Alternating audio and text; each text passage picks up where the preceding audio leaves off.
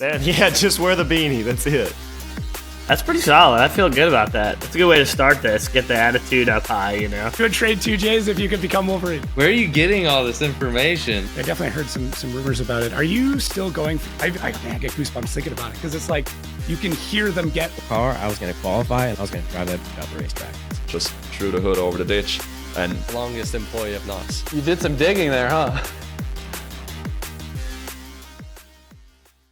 Look, a bunch of you use this code all 2023. Let's keep that train rolling. So if you are looking for some awesome FD apparel, different stuff, you know, things to buy, maybe it's not for you, maybe it's for somebody else, might as well save a couple of dollars. So when you're on shopfd.com, use podcast24, just the, podcast numbers, podcast 24 at checkout, save yourself 20%. And if you do, let me know. Just if you see me in person, give me a high five, say, hey, thanks for saving 20%. Maybe online, shoot me just shoot a note. You know where to find me. Links are in the description, all that stuff. If you feel like stalking me or just letting me know that you save some money. So shopfd.com, podcast 24, save yourself some money. What's going on, everybody? Welcome back to the Outerzone, the official podcast of Formula Drift. My name is Jacob Gettins, and today we have the Double J, Mr. Jeff Jones. What's going on, buddy? What is up, my dude? Dude, glad to have you on. Glad we got to make this work. This has been. I'm stoked to be on, bro. It's like a year in the making. You called me like over a year ago. Yeah, yeah, dude. That was that the intro when I was like making the teaser about yes, the it show? was. Like, Yep. That was I was in the middle of a staging gig, and you get this random call from this random dude, and I'm like, "Hey, what's up? You're doing a podcast? All right." The funny part was like, that was my idea to do it. And then as soon as I pitched the idea, I was like, this is going to be really weird. Cause like, I kind of know a bunch of you, but most of the drivers, like I really didn't have a deep relationship with. And I'm like, maybe that'll play out really well. And it did. Cause like so many of you guys were confused. You're like, Sure. Yeah. I don't know who this is. Right. Yeah. It worked out well though. Worked out well. So yeah, dude, I'm happy to have you on. We've chatted a bit. You made an appearance, I think, in Long Beach. Really, was it Long Beach or? Yeah, Long Beach. You yelled at me when I was walking by, and you're like, "Stop by!" I ran over. Yeah, no, it's good, man. Ran in with the boys. No, this is cool. I've been, honest. Watched every single show. I think I've watched. I haven't. I don't know if the Force one's already out, but I haven't seen that one yet. Saw the promo for it. I'm halfway through Kazuya's. It was good. Yeah. Trying to remember a lot of good questions, man. One that sticks out to me is Dylan's. Like, what an episode! That one. So it's so weird because like when it comes to researching it, depending on the age of the driver, I have certain information, right? So like the younger drivers, their whole life has been on the internet. Mm-hmm. So like it's all there and I can find it. And I've got a couple of people that are like in deep that I can like resource and stuff like that. So his was awesome because his whole life was on the internet and I could just pick and choose and, some inside baseball. I chatted with his dad ahead of time, had a good call with him. Like, I was able to get a lot of good stuff. So It just depends. Like James Dean was a nightmare because like Ireland just doesn't keep track of things. Sure. So, yeah. No, you did some pretty good research. I'm also a fan of, what is that? The Hot Ones? Yes. That's a great, like, I don't think you call it a podcast, but whatever you call that show. That dude does a pretty good job of interviewing and getting some backstories. him and an interviewer named Nardward, if you know who that is. No. He's like interviews a lot of people in the rap and R&B scene. He's Canadian, very, very strange, like very, very strange guy. But like some of the stuff that he pulls out, like these artists are freaking out. They're just like, how did you know that? Like, what did you like? That happened to me like for like a weekend. Like, how did you know my rap name in high school for 1 week? So yeah, I reached out to his team too, and I'm like, can you just explain to me like how he does this? And he is his own team. He just does it. I have no idea how, but yeah, that's definitely one of those things where it's like, is it better to know the person or is it better to not know anything so you can ask those right questions and dig deep on it? Yeah, it's tough. Like some drivers I know really, really well, some I don't. And like, I always want to know, like going into the podcast, like, do I want to know everything going in so I can lead the conversation and take it where I want to? Or do I just want to ask a bunch of questions that I genuinely want to know and not actually look for the answer. So this one's kind of cool because like a lot of fans wrote in, you blew up the spot ahead of time, which I love. And a bunch of people had questions. So like, I think it's going to be a good mix of that, which I'm excited for. Yeah, man. And I'm an open book. Ask me whatever you want. We'll fire away. We'll go through it. I've got plenty of history in Formula D, history in drifting. So yeah, go with it. I think that's like, I always try to like match the idea like of people watching this. A lot of them are in the same boat that I am, like the first or the latest 10 years. Like that seems to be the really deep knowledge base. So I don't think a lot of people realize how long you've been in this. Yeah. Are those people like the who are Reese Millen people? Yeah. Which I'm blown away when they don't know certain names. I'm like, God, I'm old. Yeah, right? There's got to be some OGs that have like moved on where you're like, how do you not know this guy? Like, this is the guy that did this thing for me or gave me this car or set me up like this way. It's I tough. Remember, quick funny story on one of the things that probably upset me the first time about this. We were at like an old Just Drift event or Drift League, whatever it was, up at Willow Springs. And I brought some old D1 GP videos with me and put it on like projector on the side of the trailer. We're all chilling, drinking some beers, watching this after the comp, because after we've watched Pro-Am drifting, why not watch some more drifting just because sit there and talk. And some dude walks past us and he's like, oh, is this live streaming right now? And I'm like, the audio's there. You can hear Keiichi screaming, all of them going on. I'm like, you don't know Kumakubo and what's going on right now? It's like, oh no, what is this? I'm like, D1 GP? Nope, never heard of it. Like, wow. Okay. I think it's tough though, because like with this sport, like it's young, but it's not that young. Like it's not like, it's pickleball or something where there's only like a couple of years of recorded history. But it's young enough where like it's not like the NHL or baseball where you're going back, 100 years. So it sits in that weird gray area of like of history and longevity. But yeah, what I love about the sport and where I think people kind of should know some of this is our sport still has what I want to say is culture, right? These guys, when you look at the culture of where our styling comes from and how our cars are developed and what they looked like originally came from like those old D1 days, right? We were all stuck on those option videos and, D1 videos that came across. And so I feel like we're holding on to a lot of culture in that aspect. Yeah, I agree. I think depending, like livery is probably the biggest place that you can look for it. Where you can look at the way the car is styled and some of the colors and sticker choices and like things like mirrored stickers, right? Like if you want to see somebody who's doing like a really good throwback to the traditional JDM drifting days, like look for somebody running mirrored stickers on their car. Like, Yep. Yeah, not reflective, like literally, like it's mirrored on the other side. Hey, bro, this whole side's opposite and wrong. No, I did that on purpose. I swear. But like if you see that, you know exactly what the call out is too, right? And yeah. I think the US drifting is adapted in multiple ways. Like your livery's changed numerous times over the years. I mean, you've kind of been in the black and red phase really since kind of like Doc really came on originally. But I mean, going back, you had some hexagon designs, you had some blue liveries, some white liveries, like yellow livery as well. Like, it's developed over the years. Yeah. The yellow livery. It's the dark days. It's the dark days. I don't think anybody, I didn't even know that you were a rotary head back in the day. Yep. That's why me and Kyle are good friends. It's how I got into, not how I got into drifting, but a big part of my drifting history is all in an FC, blowing up rotaries, hanging out with JTP at the track, Henry Shelley, that whole crew. Man, I blew up a lot of those things. It seems to be like the California rotary crew. Like, I don't know why, but there's just like this base of you, all within LA and the surrounding areas. Like, I'm so curious as to why that pocket kind of got into rotaries so deeply.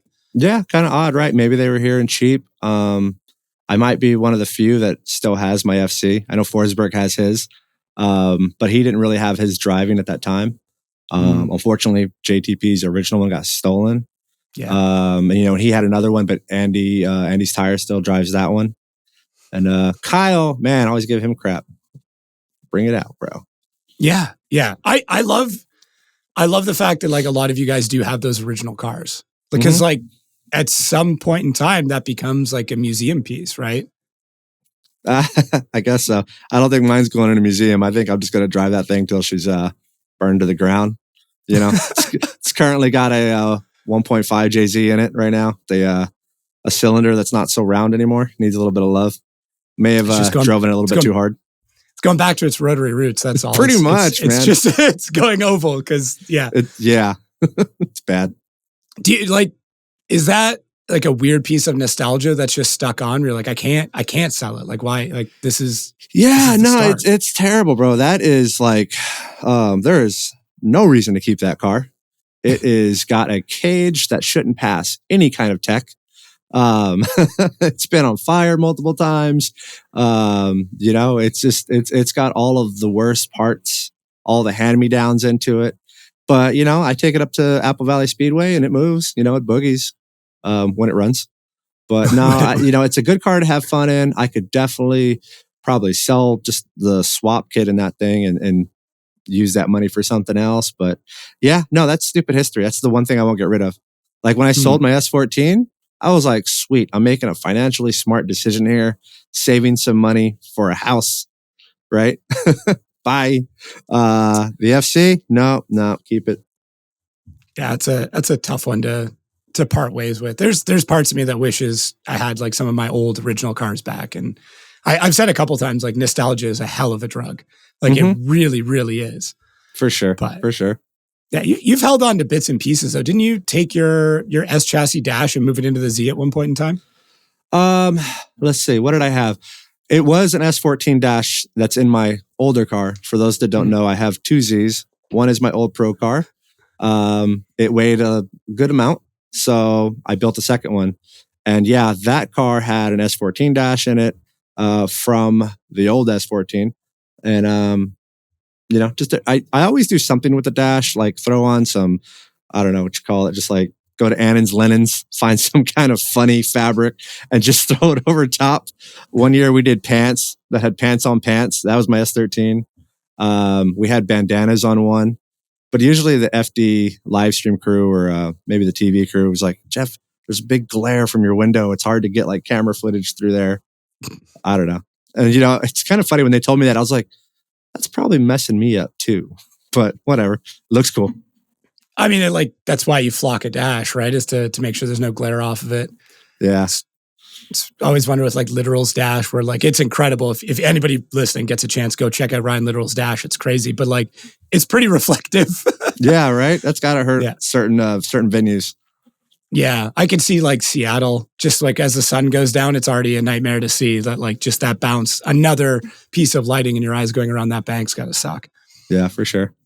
Yeah. I think you're one of the last guys truly that's keeping drifting fun in FD. Is that just purely natural, like just your personality that's doing that? Or is that like a concerted effort to not take this that seriously? There's got to be a balance there, right? You got to love Matt Field when he goes up and tells everyone, I'm just here to win. Screw you guys. Yeah. You got to love that attitude. And I'm definitely not here to just have fun. That's not just have fun goal. I'm definitely somewhere in the balance of it. But it's like, man, if we're going to go spend this amount of money, make this our livelihood, it's got to be freaking fun, Mm-hmm. So I think there's just a natural balance that comes with me and everything that I do. Like, I'm just super competitive in a lot of things, but where I'm competitive, I don't get all pissed off if I lose. I'm just competitive because like, hey, if we're both drinking this beer, who's drinking it faster? Right? If we're running to the door, I'm beating you there. Right? I know you talked about this before. I'm definitely one of those guys. But it's all just for fun, man. Like I'm not good at sitting still. Right? I like having activities. If we're sitting around all drinking beer at a table, I'm going to make some kind of drinking game out of it. I like working. I like having fun. And drifting just comes so natural to what I like to do in life. Wrenching on cars, expressing myself through our cars. And I don't know. It's just, for me, I guess it's natural, man. It just really comes out. I like being competitive and I like the natural fun of it. And just fun with my friends. Like, it's just a big old high school party, right? Every single time, hanging out with all your good buds, the circus that's floating, whatever you want to call it. It's fun times. it is always interesting to see the personalities come out in either the build or the livery or like small things like that. Because like, as you said, like Matt Field's car, that is an all business car. Like that is between the livery, the build out, everything. That is about how can I dominate? Like that's every single thing that's in it. Whereas yours, like you've got a Ninja Turtle pillow on the seat. Right? Yeah. Like, which I still question like how much Dr. Pepper you've had to use as bribery to let Kevin, pass that. Cause there's Zero no way Dr. that's flame Pepper. resistant. All Doc. That is all Doc. All Doc. Did you ever convert him or does he just like pour it into an empty can? I've had him on Doc. No, I've had him. Yeah. He's a hardcore fan of, but I've had him take some Doc and I've definitely played with him, messed with him. I've had him come out from underneath the car and like, here you go, bud. I'm going home now. We're done, right? No, he's pretty chill. So I've conversation goes a long way, right? When they're getting to that part of the car, you don't want them looking at too long, start bringing up other things. There's some strategy during tech inspection for sure. Strategy amongst everything. Yes. Yeah. It's like getting pulled over, right? Like you get pulled over, you keep him talking, ask him things. Hey, local, born and raised here. Like you make friends with that cop. There's a good chance you're getting off with a warning. So, Yep. Yeah. I just figured the Ninja Turtle wasn't flame resistant. So that was like my only concern with it. Yeah. It's at this point for sure. It's not. It's got so much like tire and oil built onto it. It's been in there for several years. Transferred from the old car to this car. That thing for sure. But you can actually put it on your head. There's dudes who've taken laps with me wearing it. Wow. I would love to know how much more it weighs. Right? Like if we find a fresh one and put them both on the scale, like how much oil and smoke buildup has just like permeated and added to the gross weight of that pillow. Yeah, for sure. That thing's probably gross. It needs a new character. I wanted to put something else in there with the new car. That was just kind of not a second thought, but essentially I was like, all right, we're bringing him in with this. He didn't appear in the first round. And that's maybe why I wrecked so much when I first debuted this car. It was a horrible way to debut this car at Long Beach in 2022. Oh my God. I wrecked 3 times in a row. It's funny how much that track eats cars. Like between, you, Matt Field, Jonathan Hurst. I mean, I know there's other guys that have wrecked there. I mean, even I think Turk wrecked a brand new car there. It really is like the best and worst way to open the season. It is the worst place to debut a car, bro. Like, I don't know. I don't think it is what it is, though, right? We have no say in the matter. It's just what's going down, and we're doing it. I think you have to accept it. I think that's just like within this level of competition, there's so many things you just have to be like, okay, well, it's happening. So am I going to complain about it or am I just going to make it work, right? Exactly. I always just make things work. It's the scrappy mentality. Yeah, for sure. Yeah, gets you through. But Long Beach, like I really wish we could. I used to love that track. The last 5 years, that track has just had so much rubber in the Outerzone pockets, and it's just eats up cars in that specific spot. You're hauling ass, and then you get into that first Outerzone, and the car just slows down to a crawl. You've got no traction right there. And then you finally get out of there if you didn't spin out, and then boom, back to rocket ship, and then back to a crawl. Underneath the bridge isn't as bad, but once you get past the judges tower in that zone right there, another spot where it sucks. So hopefully they can scrape the track this time or try burning it off again like they did last year. Yeah, that's a good point. Even like just like the regularity of the street sweeper, right? Just to like be able to pull the marbles away from the edge of the wall, because like people don't realize like those marbles build up and then they start bouncing off each other, and then that starts coming further and further out into the racing line. Oh yeah, and the dudes like me, Forsberg, Turk, all the guys that have like low overhanging cars, right? The Mustang's got 3 feet back there before their tires get to the wall. Yeah, But for us, where our tires are always in that wall, right on top of marbles, that always sucks. But Chelsea will put his tire into the wall no matter what, and the whole back of his car will just move. Yeah, there's got to be some strategy in just that, like the vehicle itself, right? Like I feel like we're at a point now with a lot of the angle kits and grip kits were like realistically between the front wheel to the rear wheel, we're within a delta of like 5 to 10%. Like it's not a lot, but it's that overhang that's now coming into play. But I mean, you could always go back to like Osmo in the Corolla just dominating people. And it has, I think, the least amount of overhang of any car. Oh, yeah. No, you got to be a pretty good driver to, and like Turk, right? Number 1 qualifier Long Beach last year. Just did an amazing job getting it through there. But just visually, aesthetically, you can see so much more angle in the Mustangs versus other cars, right? I always joke with Kyle, like in his Miata, MX-5, whatever you want to call that funny thing. Yeah. It's like, you got no angle, bro. He's like, yeah, it does. You just can't tell. They're so round, right? It's like an egg. I was having this conversation, like just about kind of the argument around the 8.6 chassis, where like once you throw a full kit on it, it's almost as wide as it is long wheelbase wise. So like same thing, like when you're watching that car rotate, it rotates in such a different way because of that. They're like, I think it's like 100 inches basically square. So like they turn and rotate in such a different way than any other car because of that. And they don't have a ton of overhang. And like, I think speaking of Chelsea, like he's got some big opinions on that car, but like, I do think that, they're readily available and we've learned a lot from them, but like as a chassis, I do think there's much better options now. It's just what you can get your hands on at this point in time. That's got development and parts, right? Exactly. I mean, there's a ton of cars out there that we could all be driving. But do you want to go through the time of making your own angle kit? It's a lot easier just to go pick up something from Part Shop Max and throw it on your car and run it. Simple. Yeah. Given like unlimited resources, like what car would you be running? Like doesn't have to like, what would you be picking? Somebody asked me that a long time ago, and I think I said the Lexus LFA. That thing's just gnarly, looks cool, right? Yeah. I would do something dumb like that.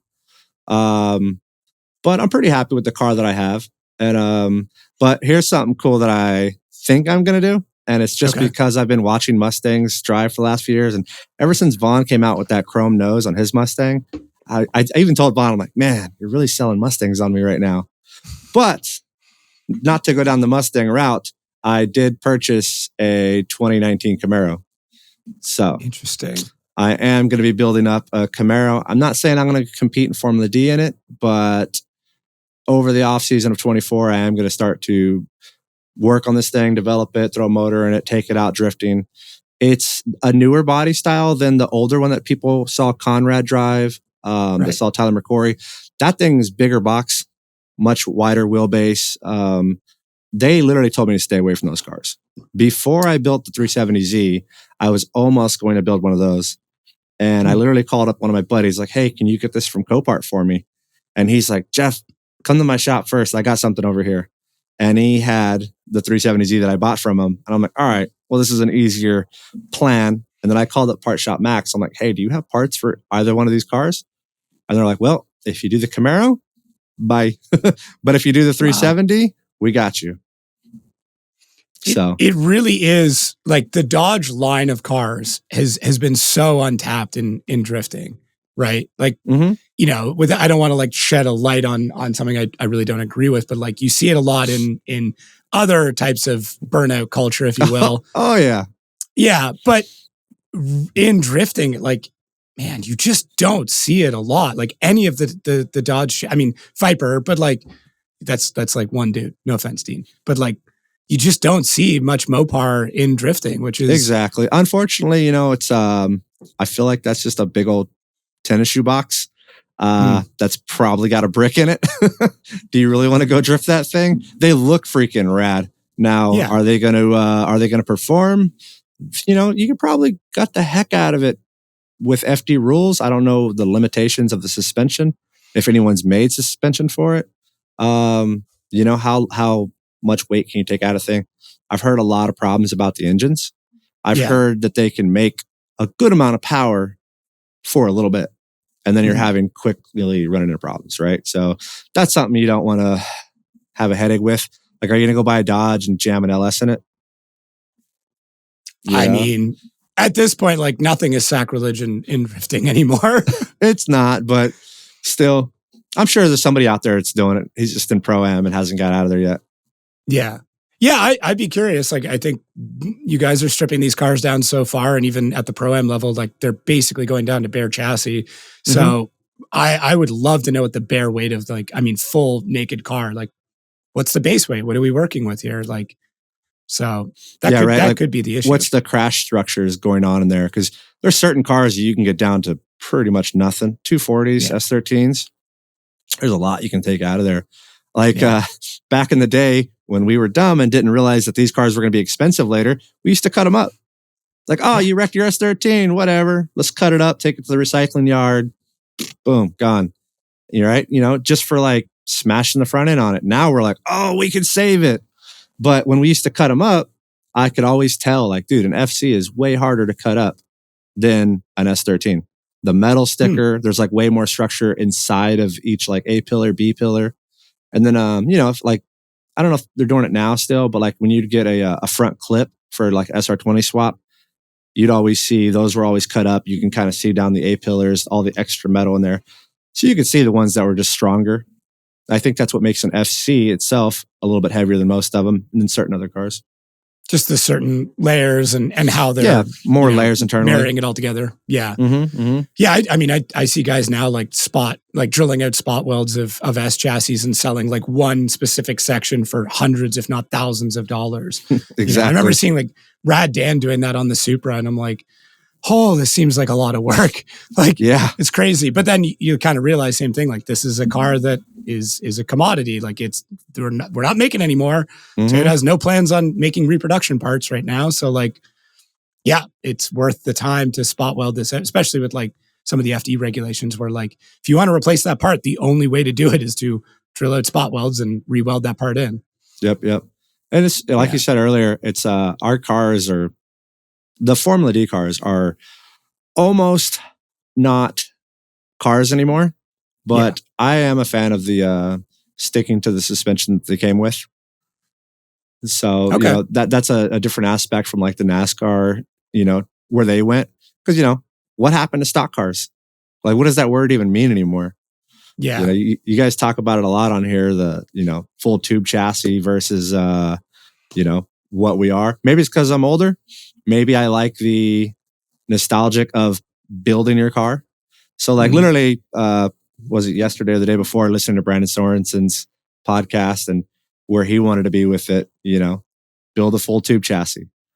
Yeah. And the question I was waiting for you to ask him was, well, what's your favorite car?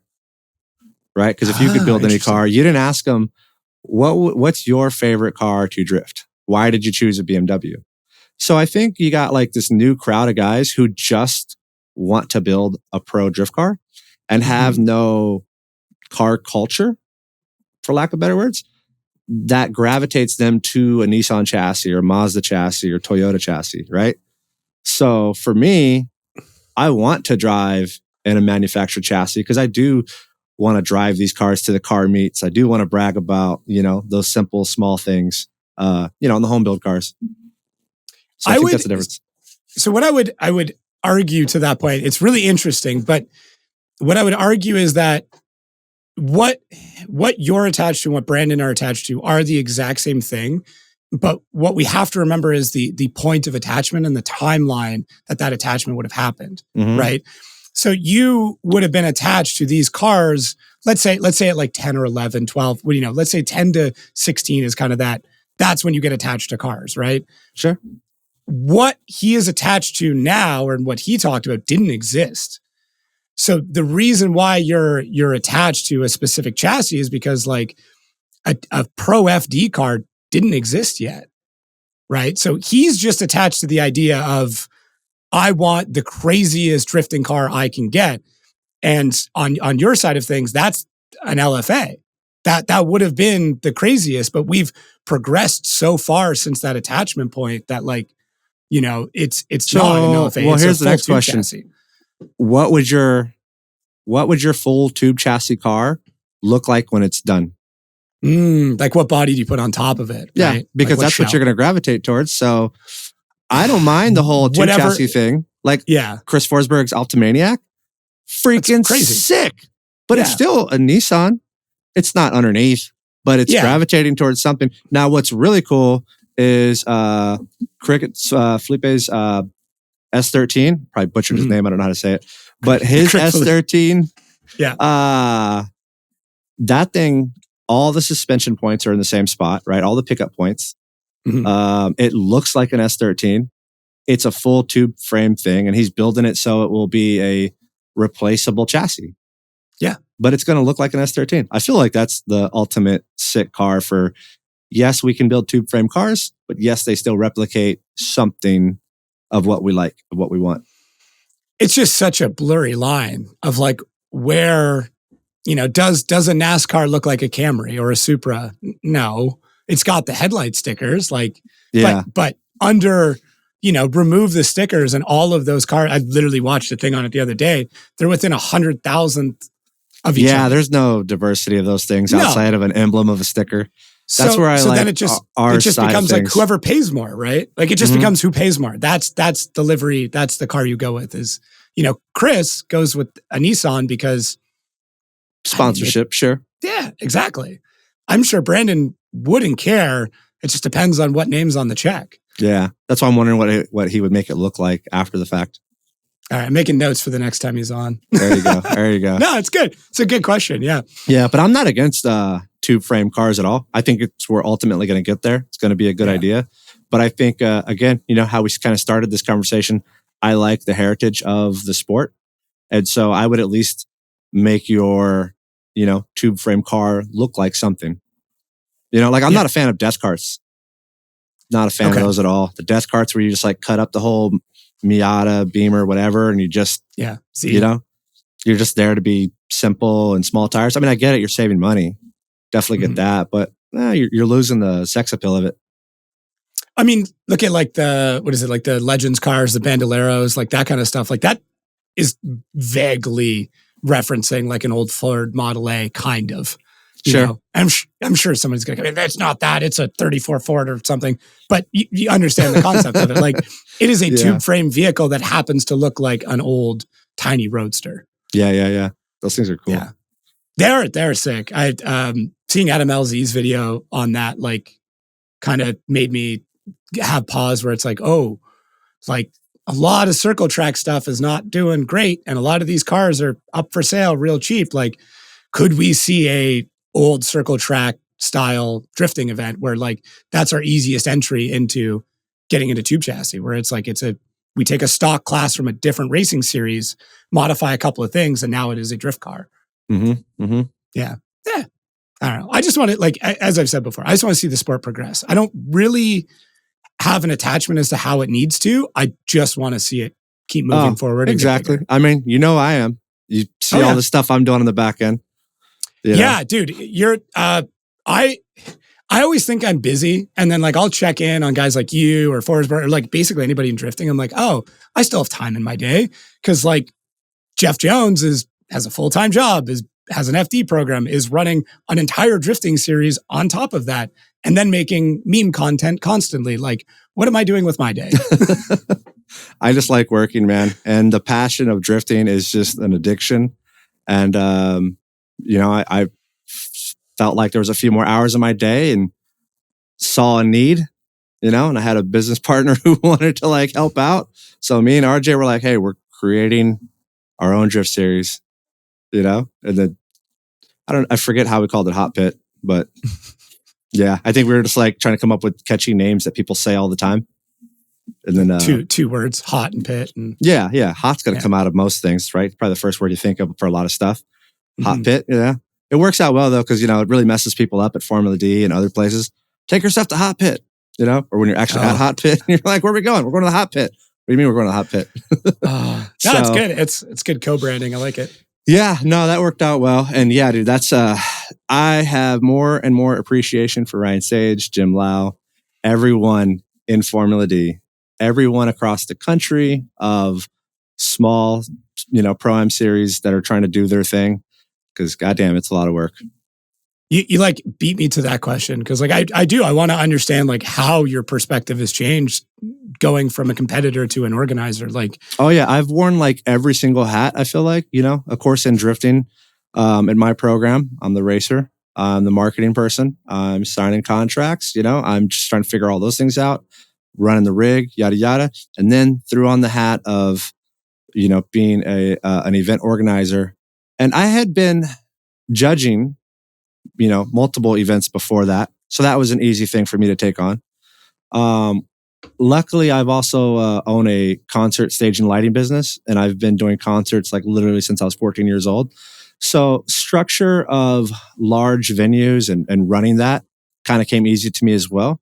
So how I was able to, design, let's just say, vendors, idealizing where security will be, drivers coming in, loading packets.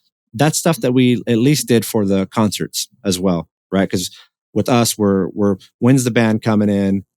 Where's the PA at? Where's the stage going to be at? There's a lot of things, like I would also do like Sunset Music Festival, and that's a pretty big show where there's a lot of moving parts.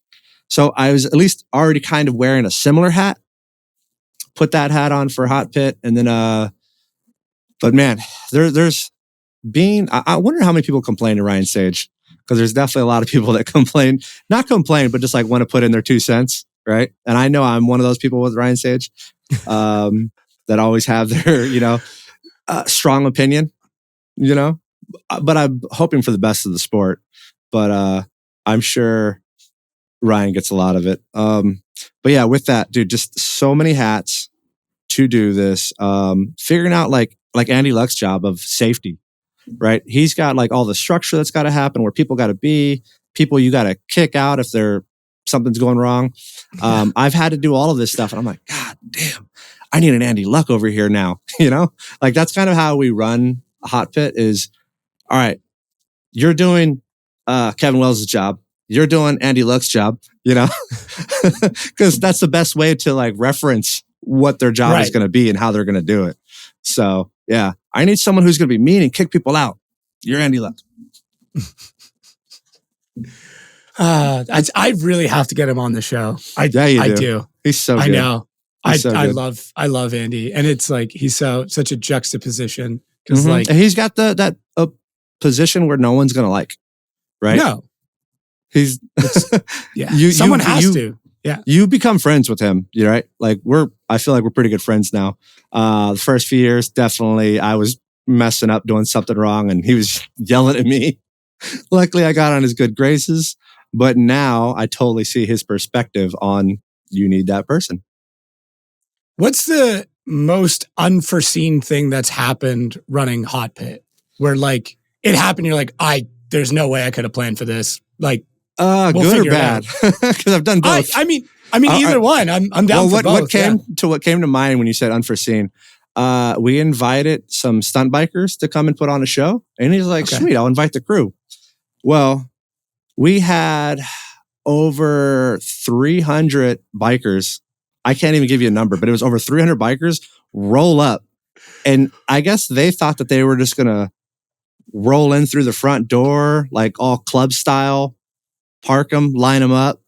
Yeah. And they were rolling in just nonstop. And it just stopped the whole show, right? Luckily, the cars were loud enough on that side. And so the drivers were still going. But all the spectators, all the import car shows, all the models on stage, they're turning around going, what's? Like, are we okay?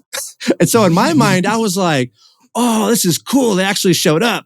And then my mind went to, oh, they're still coming. There's more of them and more of them. Like, and then I was like, is this going to be a safety hazard at this point? And unfortunately, something had happened to one of their bikers on the way in. Some I don't know if he got in a wreck or what happened, but they all had to leave like 20 minutes after showing up. So it kind of just ended up being like a parade of all these Harleys that came in. And it was really rad to see it, but then they all bounced. And I was just thinking to myself, had that did happen and they did stay, what was that going to look like? Yeah, and that was all from inviting a few biker stunt riders to come out, and he said, I'll invite my crew. He rolls deep. That's it. I was going to say, props to them for having that much of a community support. I would love to see that in drifting where it's you invite 1 or 2 people and 50, 60 extra cars show up to your event. And it's oh, okay. Cool. I'll take it. Go sit in the stands, go enjoy. Right. Yeah. Yeah. There's been so many things with doing Hot Pit, man. It wasn't originally supposed to be this big. It was meant to just be like, hey, let's go have some fun. Unfortunately, Drift League took a break here in SoCal. And I was like, man, there's no way there cannot not be some type of drifting sanction body here. And so it's just perfect time for me to take it over. And and just there's been so many small things that have occurred and tried to do. And, I'm trying to replicate a smaller Formula D that's local where guys can spend less money and have fun with it. One of the things that I was surprised that worked out, and I really was not sure, but I told all the drivers for last year, I'm like, hey, we're going to have an autograph session. There's 13 or 15 Formula D drivers that show up to most of our rounds. There's about 5 pro and then the rest of them pro spec. But they're like, yeah, let's do it. And then all the guys below that are like, Jeff, nobody wants our autograph. We're just pro-am dudes, right?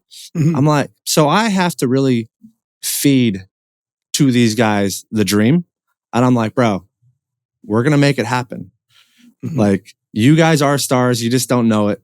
We're going to feed it to them like we're stars. We're going to all line up, take this photo for round 4 with the models and everything. I got the models to come out on track with all the drivers, took this badass photo. And, actually, got it around here somewhere. I don't know if you see it back there. But anyways, had this photo happen, printed out 500 flyers. And then when it was day of for round 5, I'm like, all right, guys, during the halftime break, we're doing this. So half the guys are scared. Kyle and Rome, they're down with it. All those guys are totally fine. The dudes that were scared, I'm like, listen, I'm going to put on my suit. I'm not driving, but I'm going to put on my suit. I'm going to put on my hat. We're going to walk as a full team. All 40 of us are going to go from the pit area and then all walk to the front at one time. Because at FD, we trickle in. It's like whatever. Yeah. But the hype's already there. You've already got, a whole lineup. Yeah. And so I had my buddies go set up all the tables and chairs. And you got all these nervous drivers. But we literally walk up as a team. And we're like hollering at people, yo, we're going to go do the autograph session. Meet us over here. And so you just see this squad of drivers in their suits roll up. And the whole crowd's like, oh, what's happening? When we go sit down. Hear the music. Yeah. We sit down, dude. We grabbed the models on the way. So now the models are walking with us. Yeah, bro. There should have been flames behind us, bald eagles, everything. It was amazing. We go sit down and I'm strategic on a lot of things. I told him, I was like, yo, get all of your crew in line to get our autographs. Because if this fails, at least it'll look cool. Right. Mm-hmm. And so maybe the first 5 to 20 people may have been crew or not. I don't know all of their crew, so it's hard to say. But yeah, me and Rome and Kyle sat there, the models, everyone sat down, and the line just built. And I was like, holy smoke. So as people are coming, I'm like, who you here with? I'm like, oh, I just came with the car show. You guys are rad. Love watching you guys. I'm just like, holy smokes, these are the fans. These are not, the people that I asked to get in line to make this work. And dude, the drivers were so happy. They're like, Jeff, that was the first time I've ever signed an autograph. That was so cool. Thanks for making that happen. I was nervous to come up here. And I'm like, you were nervous to sign an autograph. We're drifting our cars up against these walls. We're, having a blast. You're nervous to sign an autograph. I love it. But that was one of the proud moments of Hot Pit that I was really stoked to bring to these smaller drivers. That teaching drivers the etiquette and the infrastructure and everything going on beyond the track thing is something that is so near and dear to me, where I feel like it's my obligation to inform young drivers or up and coming drivers as much as possible to be like, listen, this is such a small, you driving, that's great. Incredible. That is such a small part to what you need to understand if you want to make it, even into pro spec. Mm-hmm. I really do wish there was a better way to just teach drivers. I don't know how you do it, an online course. I don't really want somebody to monetize it, make money off it, and exploit people or anything. But I just wish there was something where we could be like, this is how you build a sponsorship deck. This is how you need to communicate. This is how, this is what you need to send a sponsor when the event is over. The amount of drivers I've spoke to that don't know that. Exactly. It's, but I feel like a lot of them do know that now versus man, I didn't know any of that when I started. Because we didn't, Facebook was barely a thing. Instagram was not a thing. YouTube was not the most popular thing yet. I'm still from the Fire Street days. Yeah, dating, bro, dating. I keep drinking Doc. Have fun. Why not? Yeah. Dating myself hard. But so that's a big part of why I know the best way to escalate the sport to make Formula D bigger is to create a bigger base. As long as there are more drifters on the ground, Formula D itself will get bigger, like as a whole, right? The big ass pyramid. So what I do for Hot Pit is we have Discord meetings and I literally show these guys my deck and I go through it and I tell them, this is what works. This is what didn't work. What I think you guys are worth here at Hot Pit, right? Like, I feel like every one of you guys should be running out and asking like 10 grand for your door. And dude, I don't mind talking numbers. So go ask for 10 grand for your door. Go ask for like $200 to $500 for your side skirt. You know, that's like the base. That's what you're worth. What you put on top of that on social media, you know, on your YouTube content, that's the escalate. That's the bonus stuff. But these guys, like, where do I even start? Do I go ask for 100 grand? I'm like, no, don't go ask for 100 grand. Go ask for something realistic. You don't know the company? Go ask for a discount, bro. Be proud to buy their parts and run their parts. And if you already have the part, let them know, hey man, been rocking your parts for a long time. Would love to rock a sticker, build that working relationship, and then hit them with something the next year, right? Build the foundation. So with Hot Pit, I've been lucky enough to have a good group of guys that want to listen to me ramble on. And some of them soak it up and it's really cool. Like, I'll have one-on meetings with some of these dudes. We'll go over their deck, figure out some sales points of what looks good. You know, one of the common things that I see that I always hate are really badass pictures of cars in the desert. Like, this is what you want to send to a sponsor? Like, yeah, dude, look at this angle I got. Look at this smoke I got. Like, sweet. Let me show you my deck. Always send a picture with a crowd behind the car. People. Always show them a return. Like, bro, if you're sending them something with your car in the desert with no one there, why am I going to give you money? Yeah. I don't know. That's just my thoughts. You know, hopefully this helps the rest of the world that's listening to this podcast, because, you know, that's just a quick tip on how that can work. But no, for Hot Pit, I go through the whole thing, man. We try to go through suspension. We've had a few things where we've talked to drivers about it. And then when we do our drivers meetings, kind of the same thing. Unfortunately, at FD, right, we're all the best of the best. So you can't really have that from the top down kind of thing. But when it comes to Hot Pit, at least I've got other FD drivers there with me. And we're trying to, like, kind of all as one big unit talk about, hey, what's the best wheel speed for this track today? You know, are you guys doing your tire, you know, correcting your tire camber to make sure that that's getting the best wear pattern? So we're kind of a bigger unit trying to push everyone forward to, I don't know, have quicker growth, I guess you could say. So I'm all about the passion of what you just said, making sure that the newer generation knows what's up, how to do it better. Well, I think it'll like, it already does show in seeing drivers that have come out of those programs. Like, that's, you know, you can go back and take a look at essentially any Pro-Am program, the last 15 years, whatever. The ones that provide education and the ones that provide, like, promote certain values in the way that they're conducting their program, like their events and the way that they handle their drivers, those are the drivers that move on and become pro or pro spec or whatever. Like, there's a direct correlation. Like, I don't have to run through all of them, but, like, you can see it, and you can see it early. And you're like, oh, this is how you're handling things. Like, you're changing the track layout every single round, so they're having to adapt. Or you're, you know, you're doing these things with timelines or whatever. You can almost predict when you look at a program that there's going to be a pro driver that comes out of it in 3, 4, 5 years. Yeah, so there's definitely programs that have worked that have been, like, I don't know, let's call them 3 rounds or 4 rounds. You know, I would love to do more rounds, but it's just kind of expensive and has a toll on everyone. Yeah. But me, JTP, Matt Powers, a few of us all came from that same timeline of Top Drift, Just Drift. Yeah.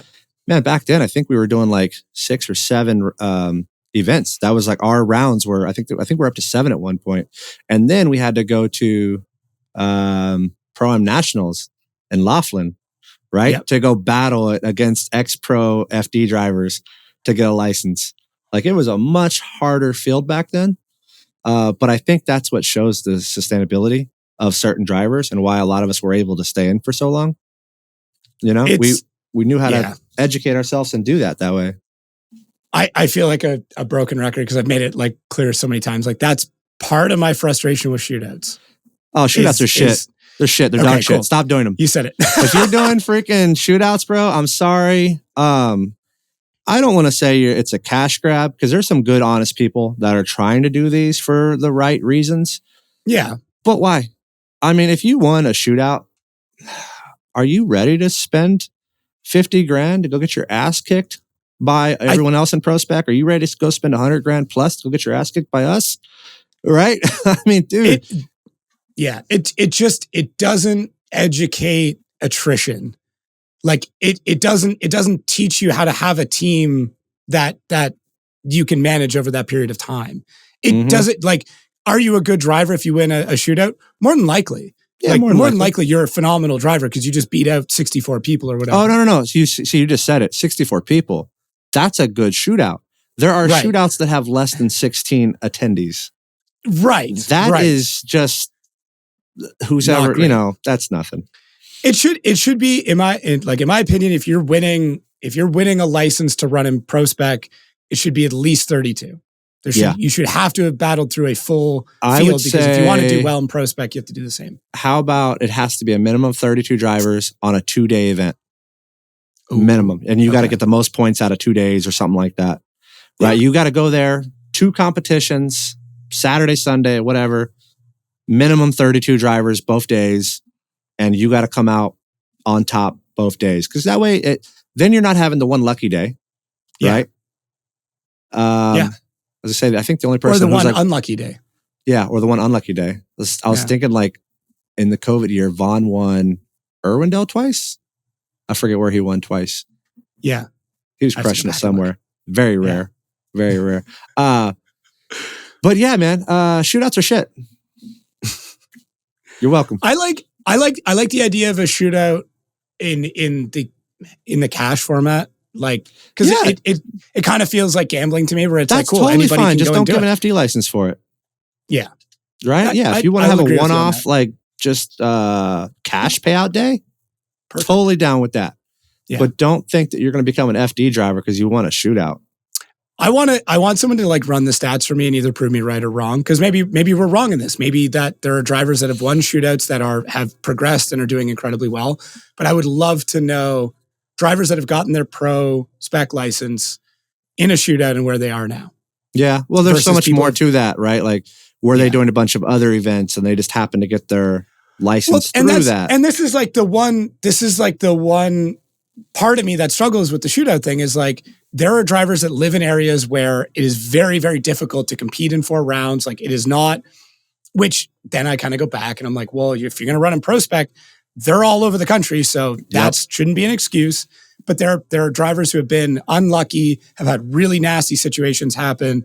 And this is like their one shot to like do it. And then they did it. Like, I know that there's a case where that's happened, right? Where for whatever reason, their series, they had an issue with, they couldn't get it. And then they won a shootout and they got their license. And there's plenty of guys that win it and don't take it, don't use their license. Lots of people holding on to it. So yeah. I don't know if that's helping or hurting this scene. I mean, when I speak to Kevin Wells and you're like, oh, you got like 100 ProSpec licensed drivers this year? How many are coming in? I feel like they're all kind of coming in and then they're like, oh, it costs how much? Oh, I got to buy tires? Oh, I got to do this. Then it dwindles down real quick. How much do you think, because I know you don't mind talking numbers, how much money do you think you need to have in your bank account to run ProSpec? Like, I don't even care if it's like at the top tier, like just to get by. Oh, you're probably, depending on where you live in the country, right? Because that's going to have a variable. But you're probably spending at least $5,000 around at the minimum, Because unfortunately, they got to buy the tires, right? And we're already assuming that you own the car, you own a truck and trailer, right? We're just talking, what's it cost you to get there and get home? Now, realistically, on that 2 days, maybe you only spent $2,000. But like, let's look at the parts that you had to buy. Let's look at the friends that took off their days of work.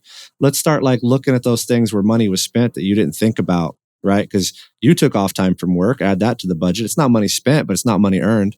Yeah. Right? So still there's a lot of things right there. Look at money not earned. Look at money, from your friends not earned.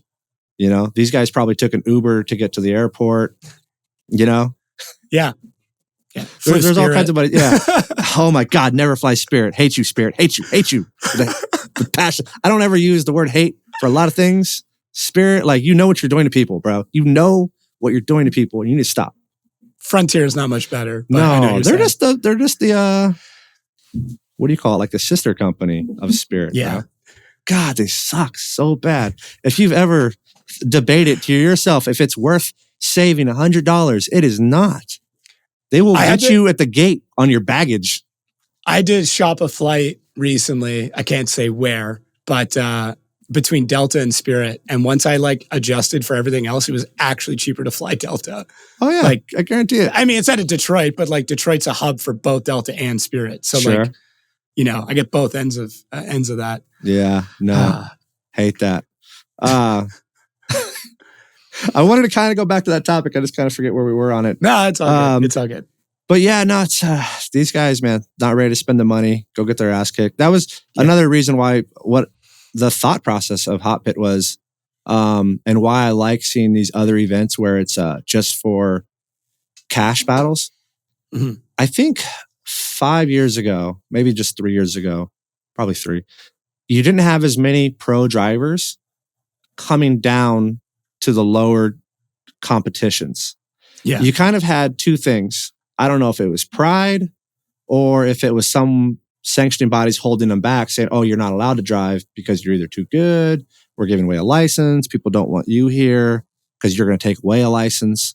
Or if it was just pride and people didn't want to get their ass handed to them by some local kid, right? Which did happen on numerous occasions. Oh, yeah. Yes. Yeah. Oh, I'm sure Forrest will be mad for me bringing it up, but you know, Nick kicked his ass in Hot Pit. So there's Forrest Wang. He's Mr. Badass. But again, they were 1 and 2. It would have, you know, one more battle and Forrest would have probably won it. But this happens all across the country. And I competed in XDC. I dropped down I didn't drop down. I did Pro and Pro 2 at the same time for, I did it for 3 years. That's where most of these trophies behind me came from. That's all Pro. It was Pro 2 back then, which I don't think people realize. There wasn't a tire rule. So I was able to use my runoffs from Pro and do Pro 2. It was cheaper. It was actually cheaper back then because I was like, I'm already here. It's literally just $2,000 to sign up, right? My whole team's already here. Why not get more laps? Why not get more runs? If I get my ass kicked in Pro, well, I'm still sitting on a set of tires here. Let's go use these suckers. Man, getting my ass kicked by all the rest of the Pro 2 guys and winning trophies, the amount of self-esteem that I grew from that, you know, the amount of momentum I gained from that really helped my pro career. So swallowing my pride, allowing myself to get my ass kicked and kicked their asses at the same time really helped some momentum in that. Oh, and by the way, that's how I met Doc. I got a podium in Orlando and the dude emails me. He's like, hey, Jeff Jones, just saw you get a podium over here. Are you interested in a sponsorship?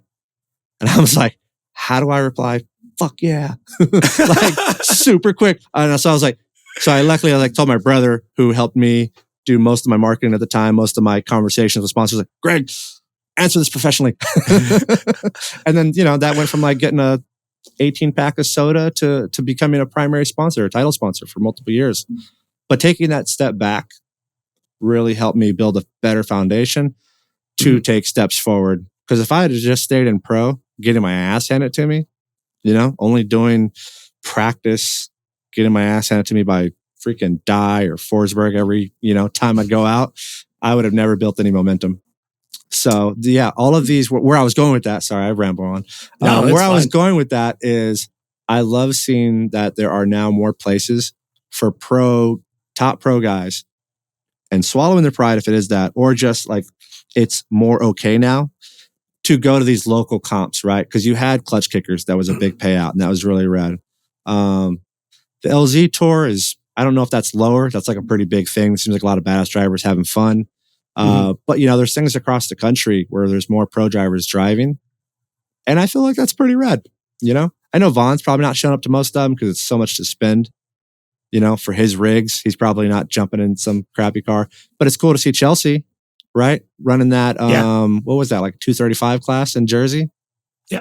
that was rad. So I'm a big fan of seeing the camaraderie of pro drivers stepping down, having fun with the local boys in competition form, so that these guys can go have fun and only spend $1,000 to, party with us.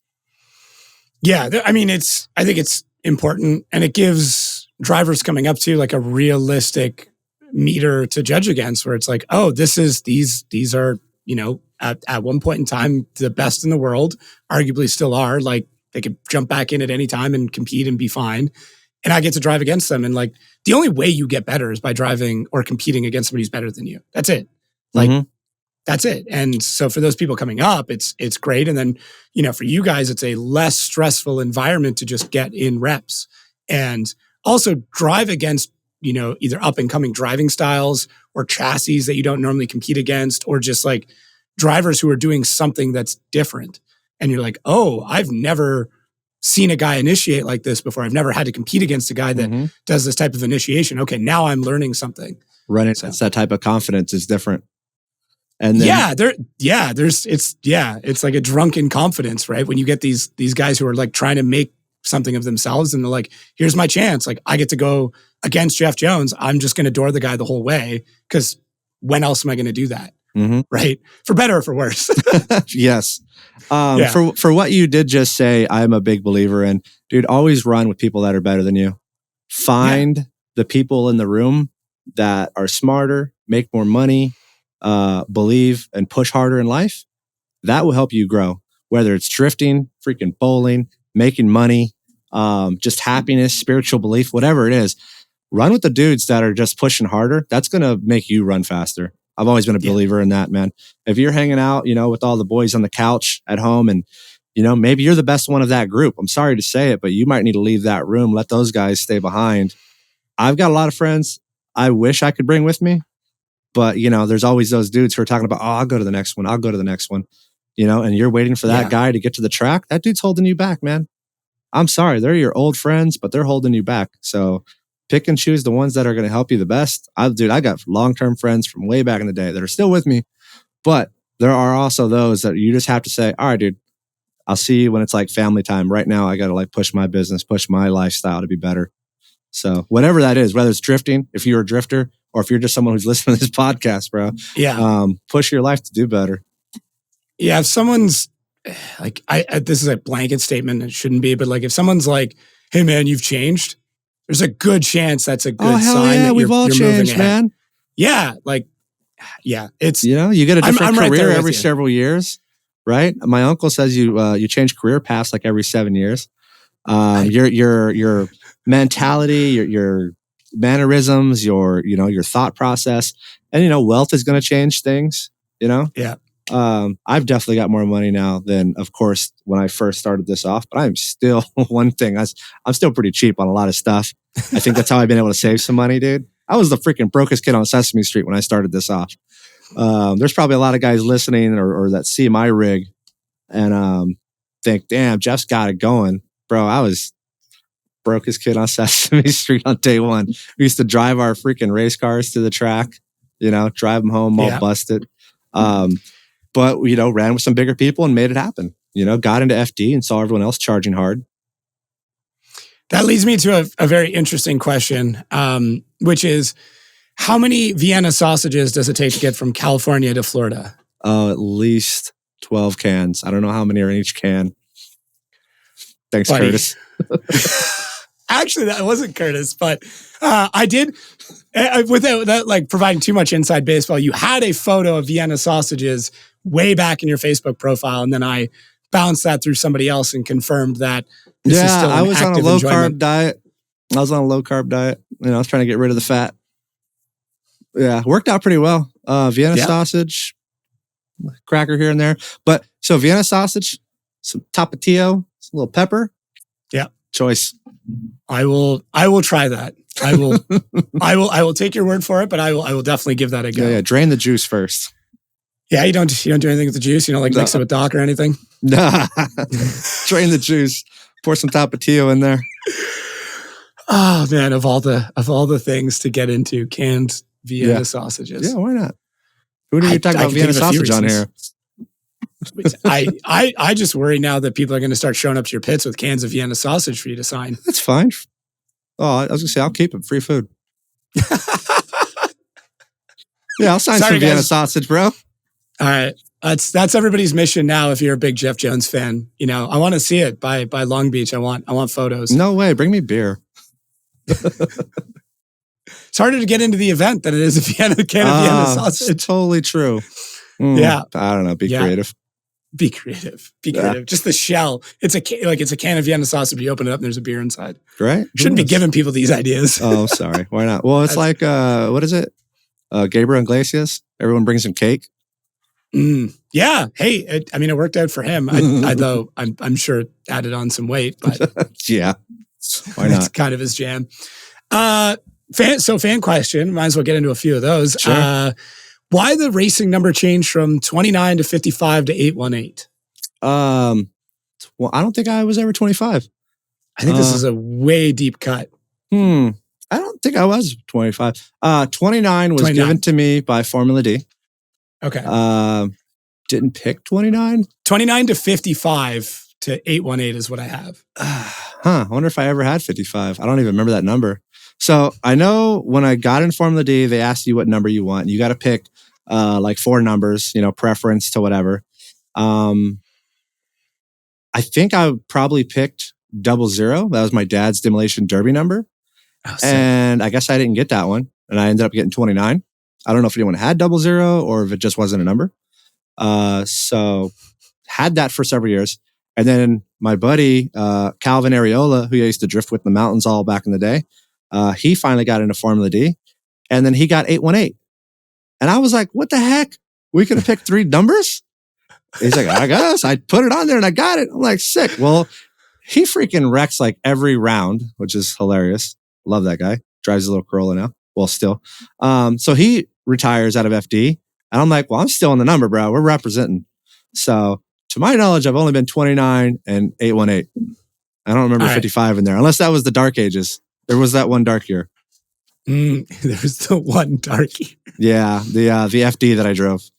Right, which as a diehard FD fan, like it hurts me to see that car get hurt. But like, was it that tough of a car to drive? I had that car all wrong. That's why I call it the dark years. I did the mistake that every noob does when they get into FD. You get your FD license, you run the new car. Yeah. Well, my first year, I ran my homegrown car and did fine. I did okay, right? I made top 16 immediately. I almost beat Samuel Hubinet. Throughout the whole year, I was doing okay. And then the next year, it's like, all right, let's build a badass car. I built an FD. Had the Ackerman like way wrong, cut knuckles. My dumb ass was thinking, if on a rear rack you move them out, on a front rack you move them in then. Nope. Nope. It wasn't until like later in the year where Pfeiffer looks at my car and he's like, the hell, Jonesy? That's a good Pfeiffer. He said, we were in Washington. He's like, for today, just tow your car out like 2 inches. And I did it and it helped. It worked. But yeah, that was just terrible. Ackerman just makes your car go, if it's saying it's doing this.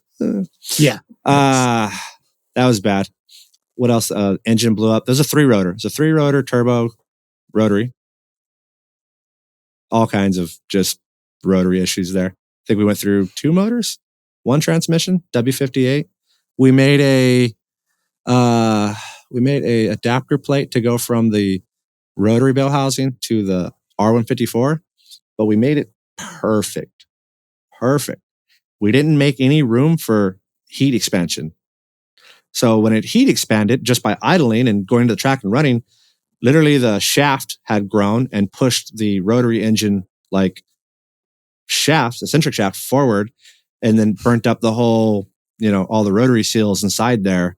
It didn't like each other. They were like fighting because we literally made it freaking like touching perfect. Yeah. There's so many dumb things I did that year. That's didn't so know what funny. I was doing. It's like, so yeah, you somehow crank walked a rotary. Yeah, exactly.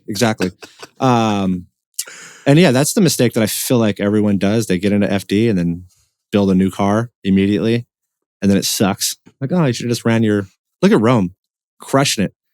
Yeah, been in that car forever. That thing's freaking hit so many walls, but still going.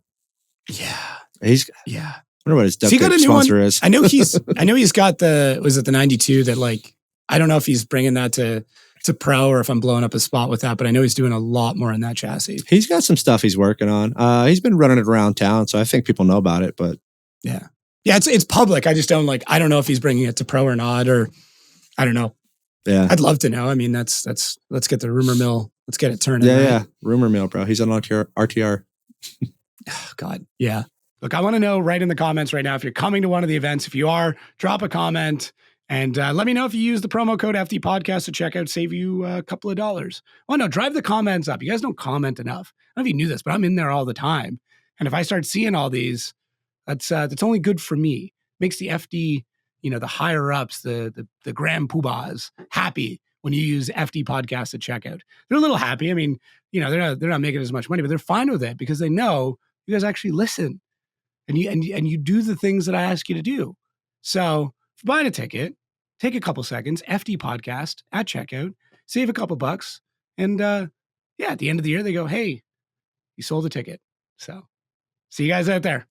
I love it. I love the rumor mill. I'm a big fan. Like, just why not? Let's just get conversations going. Let's just talk about the sport. I don't care what it's about. It's just rumors. Why not? Off-season conversation. We need more of it. 100% we do. Someone just needs to make we had like Formula Derp and like those, but they weren't rumor mills. They're just like needlessly shitting on people. Yeah. But, we just need somebody who can like just document like every rumor that's going on and find ridiculous information to do it. Yeah, I think that's you, bro. Pretty sure that's you. Dude, I have too much inside knowledge. That's the problem. Like that's honestly the issue is I know too much to do. Yeah. Yeah. You'd be like lying. Well, it was like, I would have to like lie to hold back facts. Like the James Dean thing. Like I had heard rumors of James Dean going to RTR months before it got announced, just through people in the industry, never had anything confirmed. And then there's the video that comes out where Vaughn's talking about things and you can clearly tell that the car is right-hand drive, right? Like if you knew what to look for in that video, he basically shows you there's a seat on the right-hand side. You can see the punch out for where the steering shaft is coming through. Like he's like, oh, we got to flip this over. Like he basically handed it on a silver platter. James Dean had posted some stuff that like more or less hinted at it, but I'm like, cool. Do I make a post about that? But like I was new to my position. I'm not just going to spoil this like cool opportunity because I want to spoil the fact that James Dean's coming over. Like, exactly. And there's a lot of us just as drivers, we know each other and talk. And it's like, we see someone post up something on social media and you could blow it out of the water, but all right. Can't say nothing. I made a video. I made a video on TikTok about like, Steph Papadakis and like possibly new engine going in Turk's car. Like all the info's there. All I did was talk about public information. I didn't say what the engine could be, but like even still I made that and I'm like, this could probably get me in a bunch of shit. But it's all public. I don't know. I want to be that person, but I also should not be that person. Yeah, I'm a fan of rumors. I'm actually a fan of derp, just not when they're shitting on people individually. Like there was a hot pit derp for a while, and I thought that was cool. I was with it, but then they started picking on drivers specifically, and I was like, "That's a dick move, right?" Like if you're trying to crush someone's career or something, or like emotionally, you could shit on the sanction body. I feel like, or like a small funny goofy scenario. things, there's a lot of things that you can be playful on, and that's fine. I 100, but like just needlessly getting people in trouble or trying to like hurt somebody's career. I don't. Exactly. That's different. That's attack. Like being funny is one thing, but like deliberately attacking somebody that's where I draw the line. Yeah. I think I kind of, I know I've been part of some dirt posts, just having fun and I'm with it. I enjoy them, I'm probably a bit of a derper myself, just on my own page, calling people out and doing things. Seems fine. But I call out my friends. I don't care. I feel like I haven't made it yet because I haven't hit derp yet. Like, I feel like that's the day that I know, like, I'm going to say something stupid. I say enough stupid stuff. You talk long enough, you're going to say dumb things. Oh, I always say dumb things, bro. Like, that's just, come on. That's how I feel like most people knew me with that stupid Outerzone saying. Speaking of, you never brought it to the podium, and I'm actually a little sour about that. Me too. I'm not sponsored by Harrop. I paid for that thing. So, and Edelbrock let me go after the whole comp merger. So, right. They didn't believe in my program afterwards. And So that's why. they literally gave me the original guys, marketing guys, gave me a spare supercharger because they saw the momentum. They were like, dude, you're going to do it. We know you're going to do it. Hell yeah, it's going to be great. And then that's when I got 4th place like twice that year. Yeah. And we were so close and we had it ready, you know? And I was like, man, this thing is a freaking curse. I don't know. And then the whole like merger happened and, you know, they went a different way. And they're like, oh, you know, we're getting better value over here than paying you what we're paying you now. So we're not going to do that anymore. And I'm like, all right, if you don't see what I'm worth, that's totally fine, dude. Like I've played that bottom of the barrel game for a long time. I'm not that anymore. So I'm like, peace. And then, yeah, dude, I called up Harrop like, hey, like, I think I got like tax off from that thing. So I paid it outright. So when I won, the crew's like, are we taking this thing off? I'm like, nah. In hindsight, because it was raining, I didn't know we had so much time. Bro, we were sitting on the freaking side of the podium, and it's a championship podium too. So like, we could have went and got beers. Someone could have brought a cooler. Like there could have been a whole tailgate party off the side of that. But it was our first podium right there. And we're like all amped up and excited. And it's not like a Pro 2 trophy thing. Those kind of fly by. The Pro ones seem like they linger on a lot longer. And so we could have probably done it for sure and brought it up there. But yeah. Maybe time. If Harrop gives me a free supercharger, somebody else wants to kick one down. I'll make that happen again. Supercharger will come up to the podium and I'll say something stupid. Promise. All right. Oh, I don't have to promise to say something stupid. That happens pretty naturally. Yeah. No, I bring the supercharger up. They give me one. Sure. One of the fans wants to know, can you still rock a handstand? And if so, why don't we see it more often? Oh my God. Cause I'm fat now. It's so like, I'm older. There was a year where we were traveling the country and we're just like, you know what? Everyone just takes photos. Let's take a photo doing a handstand. And so we were doing that for a while. I don't know. Maybe I'll try it. Request them when I'm traveling the country because I'm like bored in my truck driving across. I'll try to whip myself upside down here and there. I would say a handstand in every state. That would be my call to action. Yeah. Call to action. Yeah. Or if you're ever in Australia, you have to do one there and be like, you know, there's like that whole upside down thing. I get you. I get you. Yeah. Low hanging fruit on that joke. Are we ever going to see the middle finger shirt come back? I don't think FD likes that one. I like that one. Jeff Jones is number one. Yeah. Number one in my heart too. I believe I have like 2 of them maybe still, but okay. I don't know if we're ever going to do a reprint on those. Yeah. I just collector's items now. Yeah, exactly.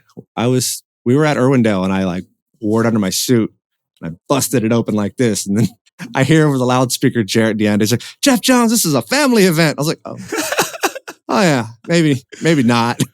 Yeah. That's too funny. Sometimes good ideas are stupid ideas and I just don't think them through.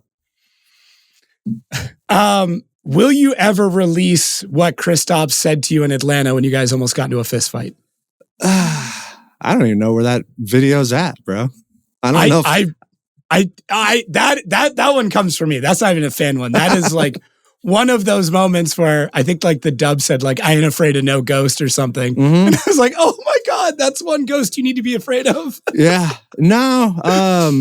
I mean, we've hashed it out since then, but I'm not afraid to brawl with anybody, bro. So, you know, I grew up in the Valley. I grew up in a rough area. You know, I got 2 older brothers. So either kicking ass or getting my ass kicked isn't a problem. So when he came into my tent, like we had both just, you know, came to a wreck, you know, like I had just followed James Dean and Osbo and we were hauling ass through there. And so I'm following him and he's got the reputation of being fast. So I freaking flying in there and for whatever reason, he lifted a little bit and boom, cars came to a halt. He was pissed. He was pretty pissed. Came into my tent to have some words and I don't think he was ready to have some words back. The funniest thing is though, he came in on a scooter. Yeah. So like he came in and yelled at me and I talked some shit back and then he got on his scooter and scooted off. And then I didn't even care and think about it. But some of my friends were like, did he legit just come and cuss us out and then ride off on a scooter? kind of hard to take you seriously. It was funny. You leave on a scooter. Yeah, it was good times. Yeah, no, we're chill now, but yeah. I don't know if I have the video. I don't know what it was. It definitely made it somewhere. I mean, I remember watching it over and over again going like, oh, wow, like that's a thing that like, there's so many of those moments like that just people don't know about. Like obviously the hood pin gate or whatever you want to call it, Denofa Stuckey thing, like that one blew up. But like things like that happen more regularly than I think a lot of people know. Oh yeah, we all have words with each other. They just, they pass pretty quick though, you know? I think most of us are fine probably an hour later. Just, you know, you're heated in the moment. You know, you're never happy to lose. And especially if it's a judged sport, like you don't know if it was a fair call, you're assuming it's not. And that driver makes what you think is a mistake that then you make a mistake because of their mistake. And then you got the loss because you made that mistake, but the judges didn't see their mistake. So in your head, you're like, bro, screw you. You did this and it screwed me. So that's what's like running through your head. Mm-hmm. And then an hour later, you're like, that was fun, right? Who cares? Yeah. No, it's at the end of the day, like you're all there putting everything in. Like it's such a high stress, high risk environment that like it's going to happen. Yeah. Like, it's going to happen. I don't think I get nearly as stressed now as I used to, man. There's the stress game when you first start in FD, it's even just Pro-Am. That's rough. Well, it's everything at that point. Like it's you've got everything invested, right? Mm-hmm. Whereas like now, like not that I'd ever want you to like walk away from the sport, but like you could kind of walk away and be like, all right, yeah, I'm done. Like it's not that it's not everything still, but like it's different. Oh, There's no, other things in your life. I think for me right now, it's still everything. Drifting it's a bad addiction with me, bro. It's everything. Well, I would say drifting is, but like FD, like if you had to, for whatever reason, like walk away from FD tomorrow, like there's other things in your life that are going on that you're like, okay, I could kind of fill that void. But like, I think just at that Pro-Am level, it seems like it's everything. Mm-hmm. Maybe I'm wrong. Maybe I'm making an assumption, you know, that I shouldn't be, but. No, everyone's different, right? You're people. I remember Trent Beecham being lined up next to me. I think it was his first time at Long Beach. Okay. And this was the Long Beach Grand Prix. And it's this Long Beach Grand Prix. So it's like super relaxed for me. And we go to the back area and we're about to do our competition. And, you know, I think Andy Luck or someone was doing the start line back there for this day. And I just see Trent over there, like just trying to get his helmet on, trying to get his gloves on. I could just see car to car, like he is super stressed. You know, it was his first like pro comp because he was in pro spec at the time, but they let him do. Oh, it was the Super Drift Challenge. Super Drift Challenge. Right, yeah. And I'm like, hey, relax. I'm just yelling at him, you know, because I want him to put on a good run and not freaking wreck or, you know, just, we want to be boys and have some fun. We're always talking. So me and him are pretty good buds. So I'm just like yelling at him. Chill out over there. I think he broke something too on that nervous. Run. Oh, he always breaks something. What do you mean you think? You know. Just did it affect the run or not? Yeah, that's a good point. That's a good point. He's such an untapped potential. It's crazy. Like, just like I try not to like toot my horn. Like, I feel like I toot my own horn way too much. But like in Utah, like as soon as I saw that last practice session, and I said it on the live stream that like, oh, Trent's going to do well. And it's not like he won the event, but like he did really well. And it's just, you see it, man. I remember when he just was like crushing through people in Pro 2. And like he was the guy. He was the guy everyone was afraid of. And like you just knew he could drive the hell out of the car. And, you know, he came into Pro with a car that was 6-7 years behind. Like it was still a solid rear end. So you couldn't dial in that much toe in. And like, you know, that's one of those scenarios like you want to tell somebody like, hey, keep the same car you did well in Pro 2 with, but like maybe it wasn't the right call in that situation.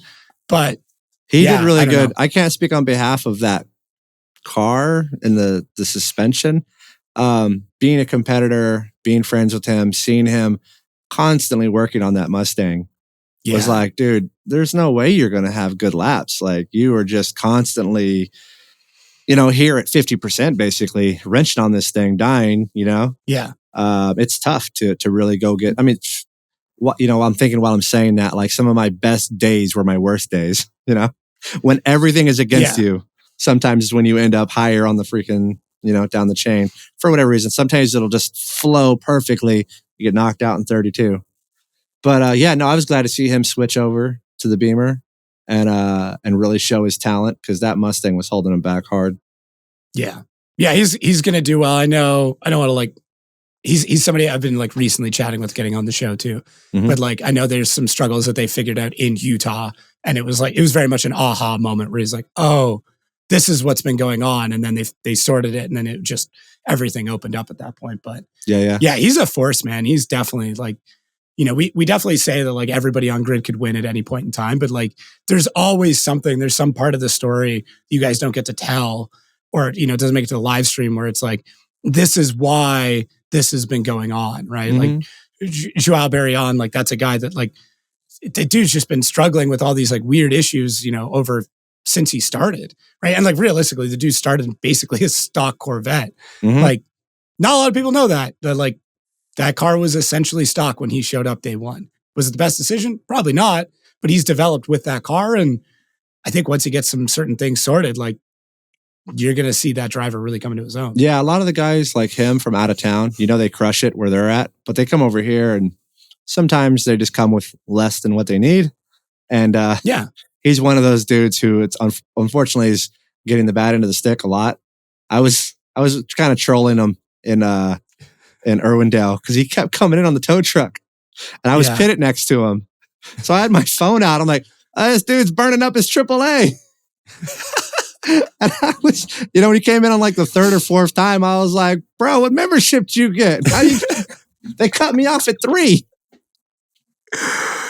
Yeah. So that's good fun. That's good fun. Like you don't mean anything by it. You do feel bad for the guy, but like, there's nothing attacky about it. It's just, that's the situation, right? Yeah. It's boys. It's how we have fun. Yeah. Yeah. Your Instagram stories are like, if anybody listening doesn't follow you on Instagram, there'll be notes in the show notes. Just make sure that you got notifications on during an FD weekend, because that shit's hilarious. Yeah. All of like last year, if you guys really want to follow me, pay attention to my stories. I had one of my buddies kind of like posting up all the regular stuff on a daily basis, because like the Instagram monster just needs to keep getting plugged away, right? It's like, God damn. Gotta feed that what beast. Cool car photo am I going to put up today? What cool, what the hell am I going to say? I hated doing that, like I naturally want to post maybe once a week, right? I naturally and we're probably just jaded by all the cool stuff we do. I'm sure we do a bunch of cool stuff every day. Every day I'm like I'm actually sitting on my sim rig right now, and every day I'm doing cool laps on this. Every day I'm working on a 1,000 horsepower car, or I'm on some badass concert, but I don't post about it. On the stories, it's so easy because I can just bust out the phone. What up, nerds? I'm over here doing this. There's that. Check this out. That guy sucks. Funny things. And it's just easy. I don't got to like write all this stuff, tag people. But the post thing, I don't know. It's difficult to want to do that, And you can definitely see. Go ahead. I was going to say, there's something liberating about it being gone in 24 hours. Right? Yeah. Where you're just like, whatever. Like, I 100% agree. And like, I work in marketing and social media. Like, I know the importance of it. All right. I got to sidetrack. It's what the hell do you do? For a living? Yeah, bro. You're always talking about work and the things that you do, but I don't know anything about you. I don't want to I won't say the companies, but like, it's not hard. You and I can talk after. If somebody really wants to do it, they can find it. But like my day-to-day job is I run marketing agencies in automotive and motorsports. So like there are a lot of brands surrounding, especially Formula Drift, but a bunch of different motorsports where like the teams that I manage handle their social media, their email campaigns, their digital ads. Like, so my job is to oversee the teams that do that. Like that's what I do every day. Like that's all I think about all day. And then in my off hours doing this stuff is promoting motorsports and drifting in particular, however I can. Some people pay me to do it. Sometimes I'm paying to do it. Sometimes I'm doing this stuff. I'm doing stuff with other drifting series. Like that's it. My entire life is for all intents and purposes drifting and how I can make it bigger. Cool. You were talking about like employees and things. I'm like, man, is this guy own a tennis shoe company? He's like got a sweat house, got a brothel. What's this guy doing back there, man? No, I have What's it look like when own, you turn that camera around? which is funny. There's like a whole other podcast set up this way too, which is yeah. I own my own agency, which is fairly small. There's only a couple of employees. We work within a very particular niche within motorsports. And then I run another agency, which is much bigger. I want to say 20 employees now that are like kind of answer up to me. Right. And it does marketing from, all the way from multi-million-dollar brands to much smaller, mom and pop shop stuff. Us drifters need to use you more often as a. That's a huge conflict of interest, sir. So, is it? well, yeah, there's I've definitely done work with FD drivers. I don't think that's like any secret. There's particular drivers that I've done stuff with. If you want to find it, you can find it. I won't like put it out there. But honestly, like in discussions with FD, I've stepped away from working with drivers specifically because I don't ever want to have somebody come back and be like, oh, you gave this person more starlight because, you're being paid by them. Yeah. So that's a tough position to be in. But I do like the multiple revenue kind of scenario. It's something I keep telling people like that are trying to get into drifting. You can't put all your eggs in one basket. And as you get older, you realize this becomes a lifestyle and you got to have multiple ways to make income. Yeah. So. I got a few. I developed like a completely AI built mug company because like I'm big into coffee. So in order for me to learn how to utilize AI in marketing and everyday business, I utilized ChatGPT to develop an entire mug company. So like all I have to do now is go into a portal and type in an idea for a mug. It builds that product, creates the design, prices it, makes a description, makes a social media post, and it's ready to go on the market. And I just get a notification that's like your product is done. Yeah, it's good and bad. Like it makes some really dumb stuff from time to time, but it was like a way that I could do that. It doesn't make a ton of money. If anybody wants to really find it, it's called F Yeah Mugs. Literally the letter F, yeah, mugs.com. Go look. F Yeah Mugs. But sorry, I had to know because like, I keep hearing you talk about things. I always like to go both sides in the conversation. No, I appreciate that. I mean, speaking of like, hey, I need more podcast episodes. You and Andy is like yeah. Unfortunately, I moved. Shouldn't have done that. Yeah, I know, right? My landlord died, and I had to. Like actually? Yeah, no, he legit died, and he was doing good, man. He was like 80-something years old, and thought he was doing pretty good. And then we get a phone call like, "Hey, so and so passed away. So and so is going to be taking it over. Should be fine." Find out we're not fine. They're selling the place. You got to get the boot. I'm like, oh, cool. So, and the same thing happened at my shop, literally. But the guy, he was a great landlord. But was at my shop. I actually grew up at my shop. It was my dad's Bill's Auto Repair in like 95 or I don't know, 90. That dude passed away. It actually just took a little bit longer for all that to line up, but had to get out of both places at the same time during Irwindale. So while we were competing in Irwindale, I had like so much happening on the back end of like hot pit, having to move, a stage gig that was going on the same weekend. Like there was like an incredible amount of stuff that had to happen. And then, so yeah, now I live in Inland Empire out here, like Redlands area. And it's like an hour drive. No, what is it? It's 70 miles to my old house, an additional 20 to Andy. Yeah. So we're kind of far away. We're trying to work out a way to where we both go to Prisma Lab, hang out and do some podcasts there. We just have, trying to line this podcast up, right? So now me and him got to line up the same day to go there, either line up a guest or just shoot the shit, and figure that out. You could do remote. I mean, this is remote. You know the software to use now. You got a mic, like you're ready to go. It's not. I will say it's not the same. It's definitely not the same especially because like you kind of get into like some antics and stuff too. You're always moving. Mm-hmm. Like to sit still is. I'm sure this is torture. We're an hour and a half in, and you've been in the same place the whole time. Well, that's why, bro. I'm in my freaking Prisma race suit, so I was like, this will be easy. I knew if I sat at like I don't know. Only other thing I have is the coffee table, but that wasn't going to work. Yeah. I would definitely be moving more. I move a lot. But yeah, no, I love doing the podcast with Andy. Me and him have always had natural conversations forever that last like hours, especially when we're like going across country. And so many times we're like, dude, we just got to freaking film this, you know? And I'm like, yeah, I'll talk as long as you do all the work. So he does all the work. I fully like, I just show up, I drink a beer. He like afterwards does all the editing, all the whatever you call it. I'm like, yeah, I'll share the post. Boop. I got a lot of other things going on. So that's one more hard thing. Take off a few hours out of the day to go do. Yeah. I really enjoyed the show. I like the Discord and like how honest it is. Like it's always the struggle, right? It's like you want it to feel as much like a conversation that you would normally have as possible. But like you also, I feel like you guys have like, there's no agenda, there's no overarching body. So like it literally can be anything. Oh yeah. You know? Yeah. Not that like FD even really sees these before I post them. Like there is the fact that they just let me do this with almost no oversight is still incredible. Like, yeah, there's a few things where I'm like, they didn't mute that? It's pretty cool.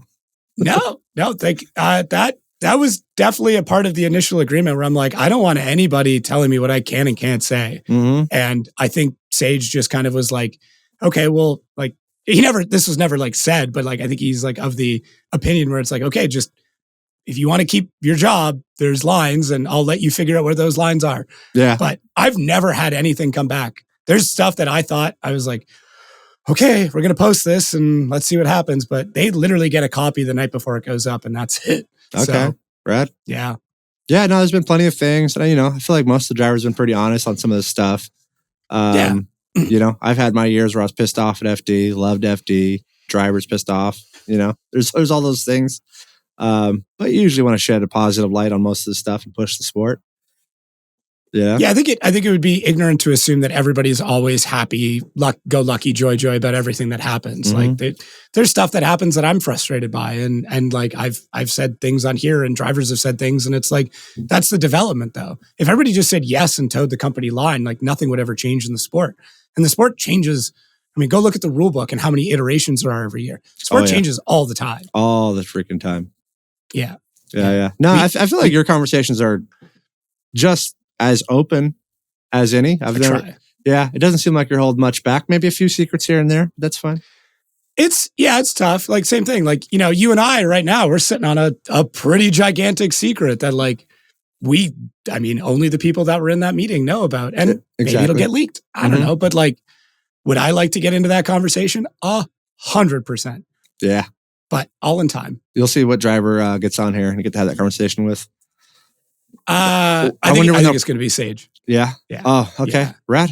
Yeah, that'll be a good one. There's a couple big announcements that'll come out. That'll be the Ryan Sage episode. I mean, I leave it to the boss man, right? Like, I'm going to send some questions in on that one. Yeah. I love poking the bear a little bit. I know you do. I saw it today. I'm always torn on that with like, I want the fan interaction for sure. Like I very much want fans to be able to interact with the show in some way. But like, as well, if I were to like say, hey, what are your questions for this driver? Forrest Wang's a great example. The first time that Forrest and I were supposed to talk was in October.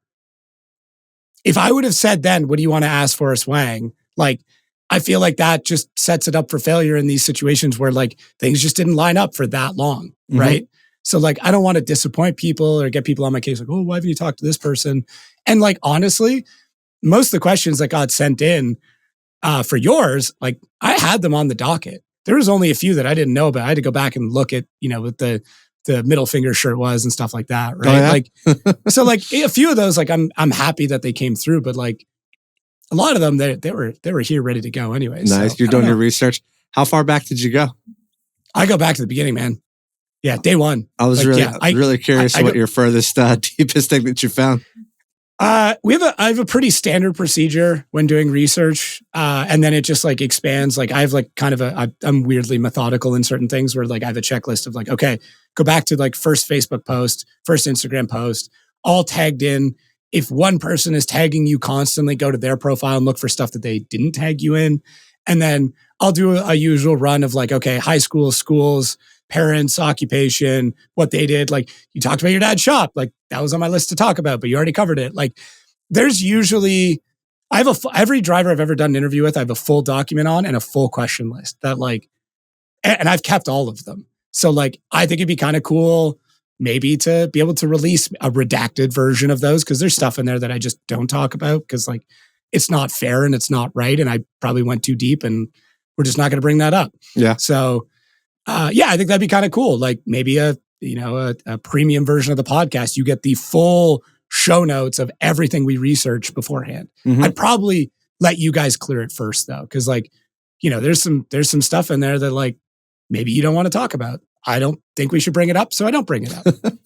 Yeah, no, I'm pretty open. I feel like Jared's always with me. He's like, hey, bro, you put it all out there on your Facebook and your Instagram. So I don't know. Yeah, you do, but I mean, not all drivers do. And No, there's they don't. There's some deep, dark things that people have said and posted years ago on blogs that never got taken down that are still there if you know how to look for them. Yeah. Oh, yeah. Oh, Nice. yeah. So, and Bro, like, that's not my place. You need your own, I don't know, what would that be? Is that the, not an OnlyFans. What do you call those things? I mean, Where sounds like they a Patreon. subscribe in? Yeah, your Patreon. There you go. Man, my job is not to make money off this show. Like, honestly, even like full disclosure, like what FD pays me to do this, the mic that you've got, like every driver gets a mic. That's not in the budget. That comes out of my cut because I want good audio quality. Oh, I want to make sick. sure that like it sounds good and it's consistent. I don't have to pay an audio engineer. I pay an audio engineer a good chunk of change to master every one of these episodes. I have a video editor that cuts all the clips. I pay him. I pay him decently. Shouts out Kyle. Like, Thanks, Kyle. to go through and make sure we have clips for the show. Like, could I do it all myself for sure and make more money off it? Would I rather support two other people that are fans of the sport that like, Kyle gets to see this show before anybody else does. Nice. Jay gets to listen to the show before anybody else does. Every bit of money that's gone that I would have profited from has come back into the show in some way or another. I think I made $0 last year. Well, I really Which I'm fine with. appreciate that. And I'm sure the world does. And we need more of all of this. I'm trying, man. My goal is like keep it consistent. Once we started shooting episodes, I'm like, I don't want to miss a week. Like, Yeah, dude, you jammed through episodes like crazy. What number is this now? 52, 53 or 52? something like that. Yeah. Yeah. So I remember when Andy was telling me, he's like, man, we're on episode 13. And I was like, man, I don't remember episode 1. And that was only like, I don't know, 3 months. Yeah. You were probably It's banging tough. out once a week. Holy smokes, that's a lot. We try to like, if I know I've got like travel and stuff coming up, like I'll pre-book them. Mhm. This one is for like inside baseball. This is, what day is it? It's Thursday, right? So it's Thursday the 15th. This will come out the next Wednesday. That doesn't actually happen all that often. Usually we Gotcha. have a 1 week. That way, if I get sick, we at least have a week to play with, or a guest cancels. The reason why is because the guest we were going to have didn't back out, but we had like a change of plans. So something that they wanted to announce, they couldn't announce. We had to move it back. And Yeah, I mean, that's kind of Yeah, where I so- was at with this right now too, right? That's what I was saying earlier. Yeah. I was hoping for some big announcements on things I've got going on. And sponsorship stuff just drags their freaking feet sometimes. crazy how And, long and it it's takes, terrible. huh? If like everyone knew how much like money on the line that we had, like it's a bit of a gamble, right? You're like, yeah, this will all work out, and you wait till like sometimes the week before the event Yeah. of Long Beach before, whatever kicks in. It's crazy. Some guys, like I remember, what was it, Gushi's podcast? He's saying like, if you're not ready by SEMA, you're already running late. I'm like, holy smokes, bro, you are ready before SEMA? Because like, oh man, I'll have conversations all year long, but sponsors will sometimes be like, oh yeah, Jeff, you're good. Then they'll give you a phone call. Oh no, something changed this year. We're not good. And that'll be in January. And then you'll get a call in like February, March, all right, we're golden. Yeah. Come pick all this stuff up. Here's a check, So I have just such an interesting take on this, just because I deal with and see a lot of the other side of it, being in the marketing part of the automotive world. So a couple of like really interesting things happen that like we're going to lose so many people, and then so many other people are like, holy shit. Okay, so I don't even want to say the word. The near global apocalypse happens, right? Sure. So now a bunch of governments decide to throw a whole bunch of money into the economy. I don't want to get into politics. That's not what I'm doing here, but this is just what happened. Mm-hmm. So now a bunch of people have a bunch of money. The whole car world went, holy shit, I have a bunch of money and I have nothing else to do. I want to build some cars. Yeah. So the automotive economy spiked heavily. Like crazy, right? So now a bunch of companies were able to invest a bunch more money because the consumer economy is there. They hired a bunch of people. They did a bunch of things within marketing. My world exploded. When COVID happened, I left my day job. I went full into marketing. I was running a concrete plant for a living on top of the marketing stuff at that time.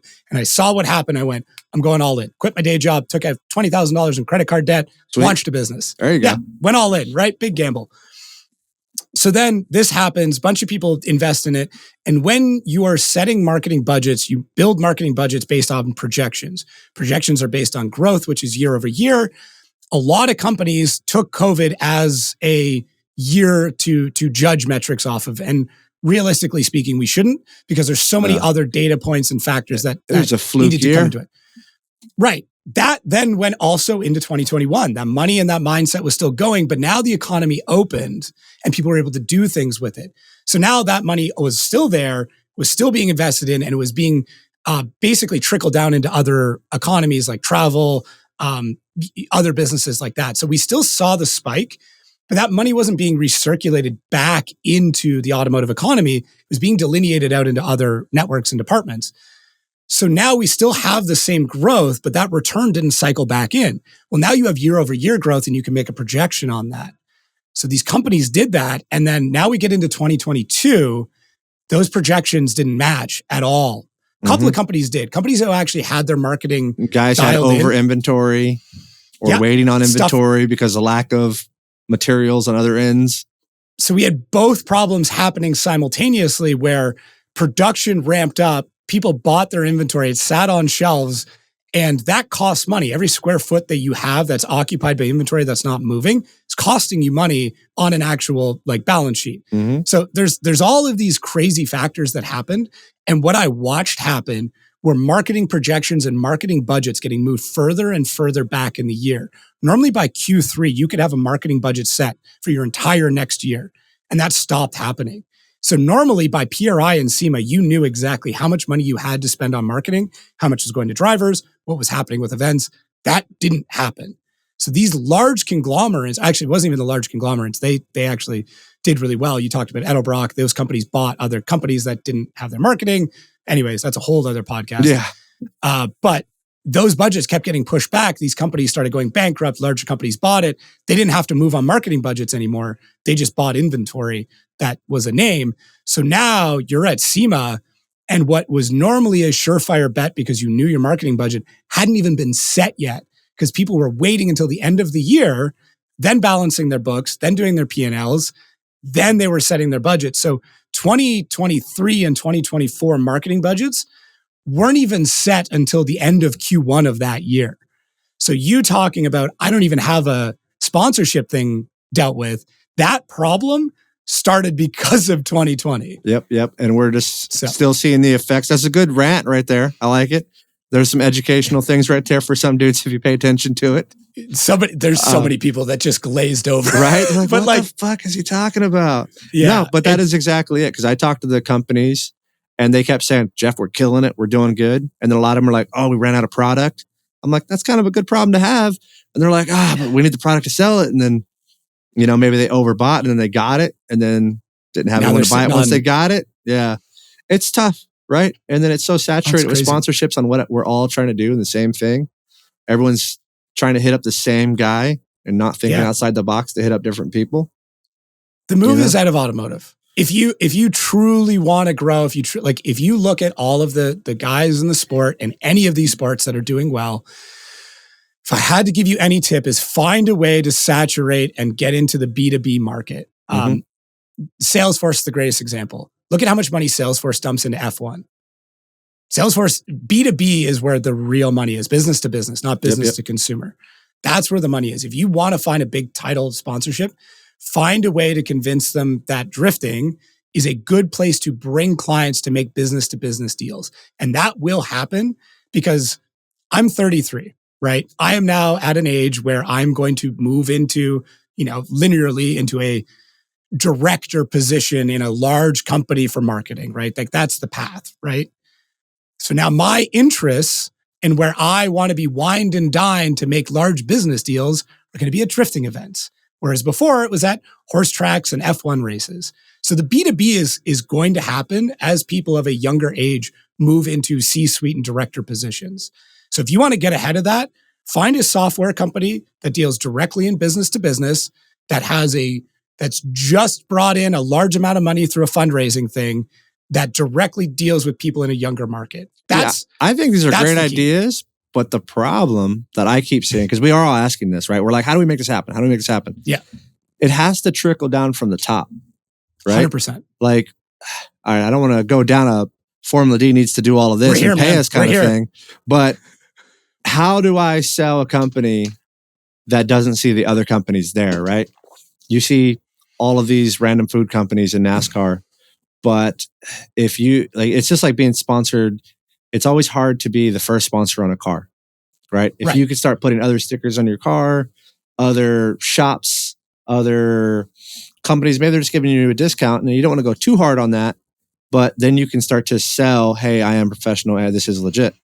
So if FD can start bringing in more of those off brands, like you're saying, right? Those non-automotive brands, then it would become easier, I think, for the driver's perspective to bring in those brands and say, hey, look, these companies are already there. These software companies are already there. These video game companies are already there. So that's kind of where the sport is new, right? With drifting, you got drivers doing their own marketing who don't have a business education, don't have a marketing background, right? Most of us probably didn't go to college because we got into cars and building cars, and we're all fabricators and welders and have different trades. We're jack of all trades kind of people.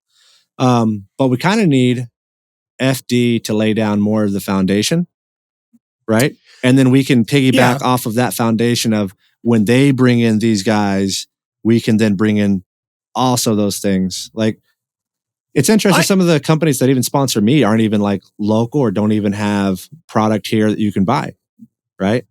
I got lucky on some of those that wanted the content. They're just like, we just want the Instagram content. We just want your character and your assets of what you do, so we can brag about you.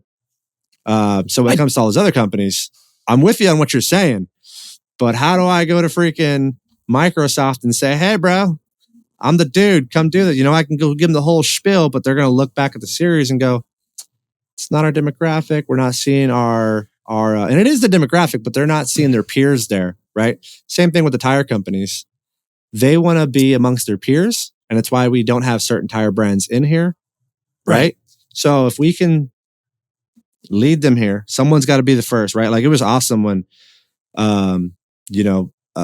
Reese Millen brought in Red Bull. Vaughn's got Monster in here. Those were things that were huge for the sport and that put more eyes on us. So we just need more of that, right? Someone who is the guy who can bring more of those in. How do we do that? I think they're already there. I think it's just how we have to frame it. So don't think Type S is sponsoring. Think Horizon Brands is sponsoring it. Horizon Brands is significantly bigger than Type S is. Horizon Brands owns Type S and all the other brands. So don't say Type S is sponsoring this. Say Horizon Brands, this, I don't know the net worth, but like, go Google it. It's a lot. It's a big company. Rockstar is not here. Coca-Cola is here. Doc is not here. It was a Pepsi product? Pepsi product. Pepsi is here. Like, it is all a case of how you frame the situation. And that's the marketing brain in me, where it's like, it's not a bug, it's a feature. Like, it is there. It is happening. It can happen. I agree that we do need something like that. But like, oh man, this is going to piss off some people. You want a life hack? Go on LinkedIn, sort by people who are in the C-suite or director role, and then sort by age. And find somebody that is a C-suite person that is below the age of 40, that is C-suite in marketing, CFO, CMO, director of marketing, and then sort by companies that are over $500 million and find a way to make friends with that guy. Yep. That's your guy or girl or person or whoever. But those are the people that we need to be like hyper targeting. And if you want to have a real good time at it, LinkedIn now allows you to run ads on a personal account. So learn how to run LinkedIn ads, find that group of people, build that out in targeting, and tell them how incredible Formula Drift is and what the CPM is and what the reach is and what the demographic is. Because if you look at Formula Drift's deck for demographic and the people that we reach, that is the golden audience of marketing. That is a group of people. I got to grab my notebook. Hold on. It's all good. You're going to get a recording of this. I'll send you a transcript. But like, look at Formula Drift's, like from the marketing perspective, that is a primarily male population between the ages of 18 and 35 that are free spenders and for the most part have surplus income. Mm-hmm. That is what every company wants. Like it is that demographic, you pay a significant amount of money for an email list of those people. I can tell you right now that group of people compared to the same group that's 20 years older costs about 4 times more to run Facebook ads to than an older demographic. Yeah. No, you're giving away gold right now, bro. You could definitely, I hope people are paying attention to it. Exactly. Do something with it. Exactly. Like I want, for the love of God, I want somebody to come back and be like, I took everything you said and now I've got, whatever, Monday.com, right? Slack, like one of these very large software companies, Trello, whatever. These are things I use every day. So that's what I'm thinking of. Like, cool. Let's get, Discord. Why isn't Discord sponsoring FD? Why aren't there like... Yeah, I've looked into that. Sometimes there's like a company like that and you're like, how do they make their money? Because then, once you realize how they make their money, then you can figure out how you can give them a return. So that becomes like the harder part of like, how do I market this? With that, it's an expense account for a much larger software company where Discord is a development place for a larger company or a place that they can spend money to balance their books later on, which is great because that means they have money to spend. What's your take on hungry companies versus maybe automotive companies that are not hungry? Because I always hear people knocking on the doors of certain companies, right? Let me give you an example. Okay. I used to be sponsored by a clutch company. And they were doing good. They were fine. But then I saw Action Clutch. Like, I saw their Instagram account. I saw what they were doing. They were going to the car shows. They were like attacking people. And they had actually sponsored me a long time ago. They were actually one of my original first sponsors in my FC. And so I went back to them and I was like, hey man, you guys are making moves right now. Like, I'd rather go in this direction. Because I feel like you guys are hungry. You probably want to spend some money.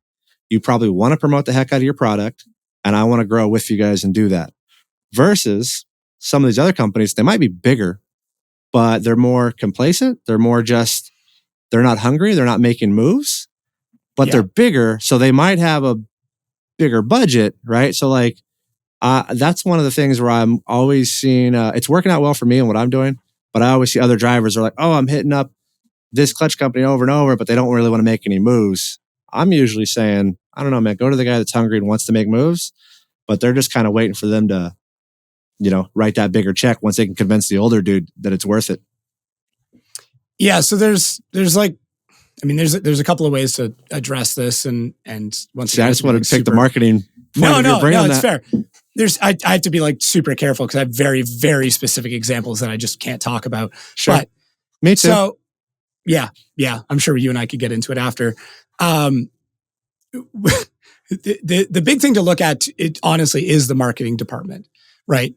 At the end of the day, like the teams that I manage and operate, we speak with clients and we work as an agency model. So essentially a company will hire us because their marketing is not good. Nobody calls us because their shit's working and they want it to be better. And we help develop what that needs to happen. And one of the things that we talk about is getting your influencer program under control, understanding what you need to do with your influencers, the deliverables. And I say influencers because it could be YouTubers, it could be drivers, it could be whatever.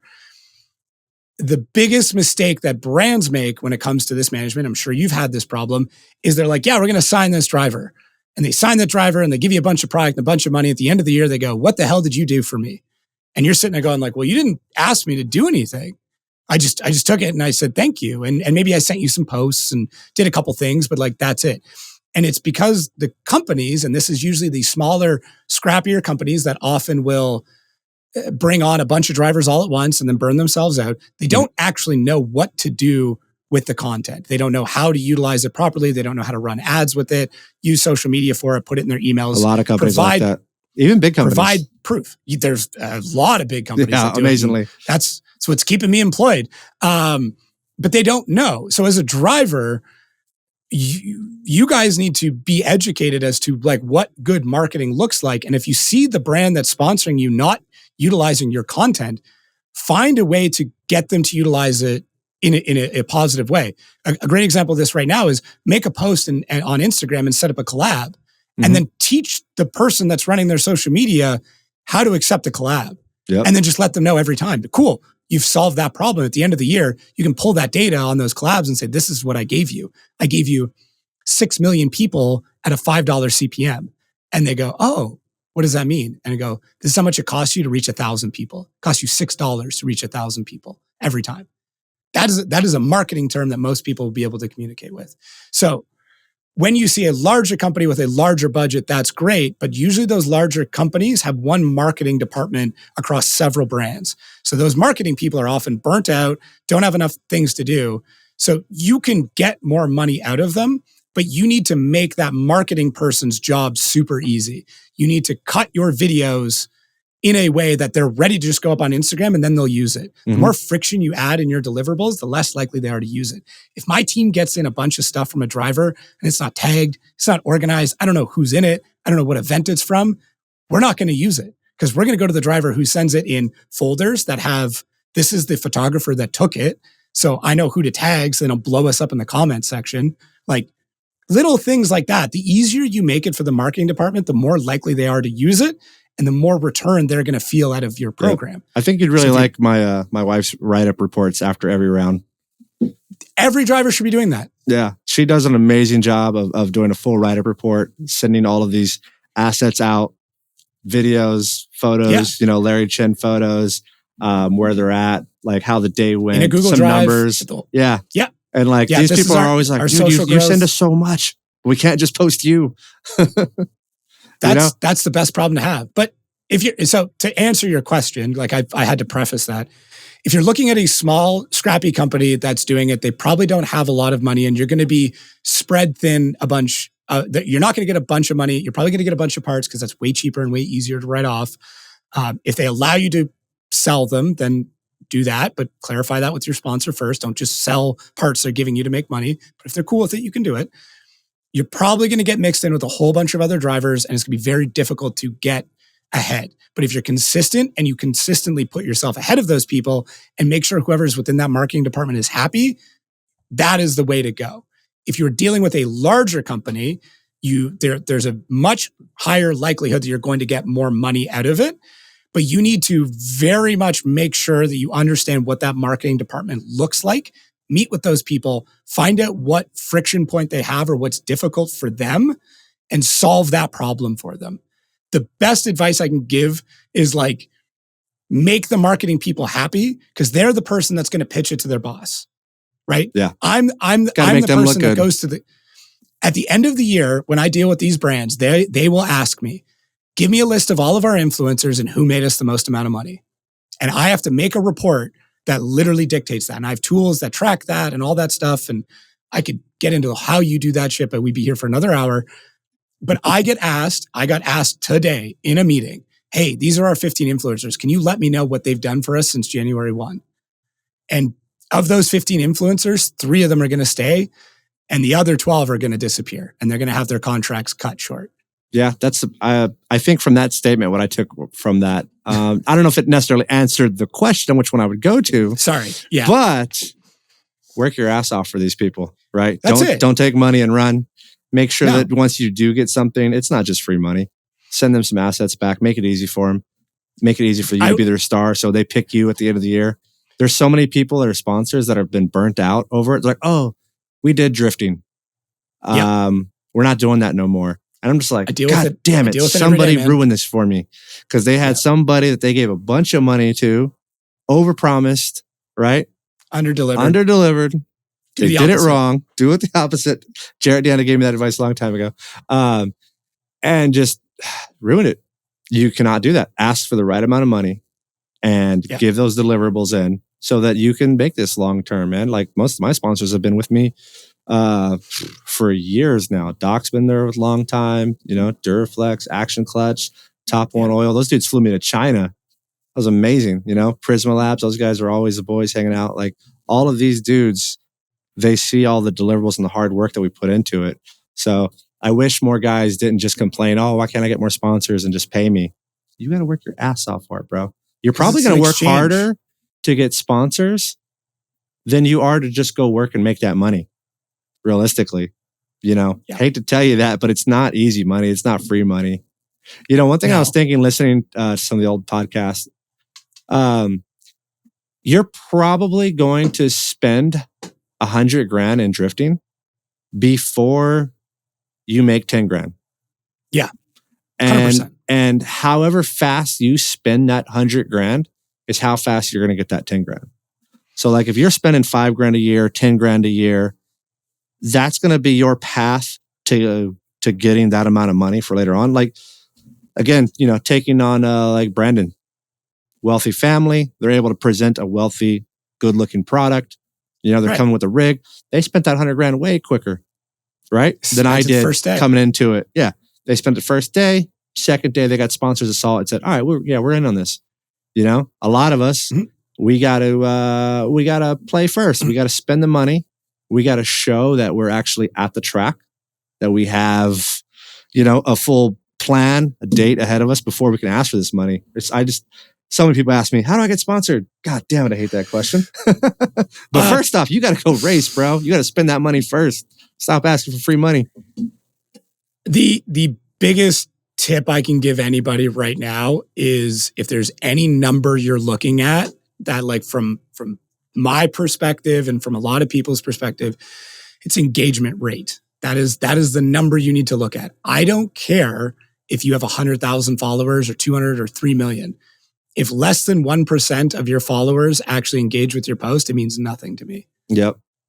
For sure. That's it. Because I take your followers and then I take your engagement rate, and that gives me the actual number of people I'm marketing to. Yep. And it's so easy to see the fake followers, fake engagement. I have tools that check every influencer we look with. Like, exactly. Do you not know what Social Blade is? do you not see that I saw that you bought 100,000 followers on this day? Like, no, that's a bad tool. I feel like people that do that, you end up leaving a bad taste in your sponsor's mouth at the end of the year because they don't see what would have been returns. Answer, like, oh, man, this is the same thing. Like, I wish at one point in time, full disclosure, I actually had a small course where I was teaching drivers like how to get better at sponsorship from the perspective of the companies. But like an easy tip, just every time there's a comment, when you comment back, ask a question. Yeah. Don't just be like, yeah, cool, thanks, man. Ask another question. Right. Because more they're going to comment again. Your engagement rate keeps going up. You now build a following of fans that know you're going to answer and engage with them. It is like, it's social media. It's meant to be social, not just post and ghost. So yeah. You know, Vaughn has been a big inspiration the last few years of someone who's working their ass off and succeeding so well in the things they're doing. So that's like, I don't know. That dude's doing big things, man. He just took drifting to another level. Oh, yeah. And he also knows the things that like he's not as good at and finds people that are good at it, right?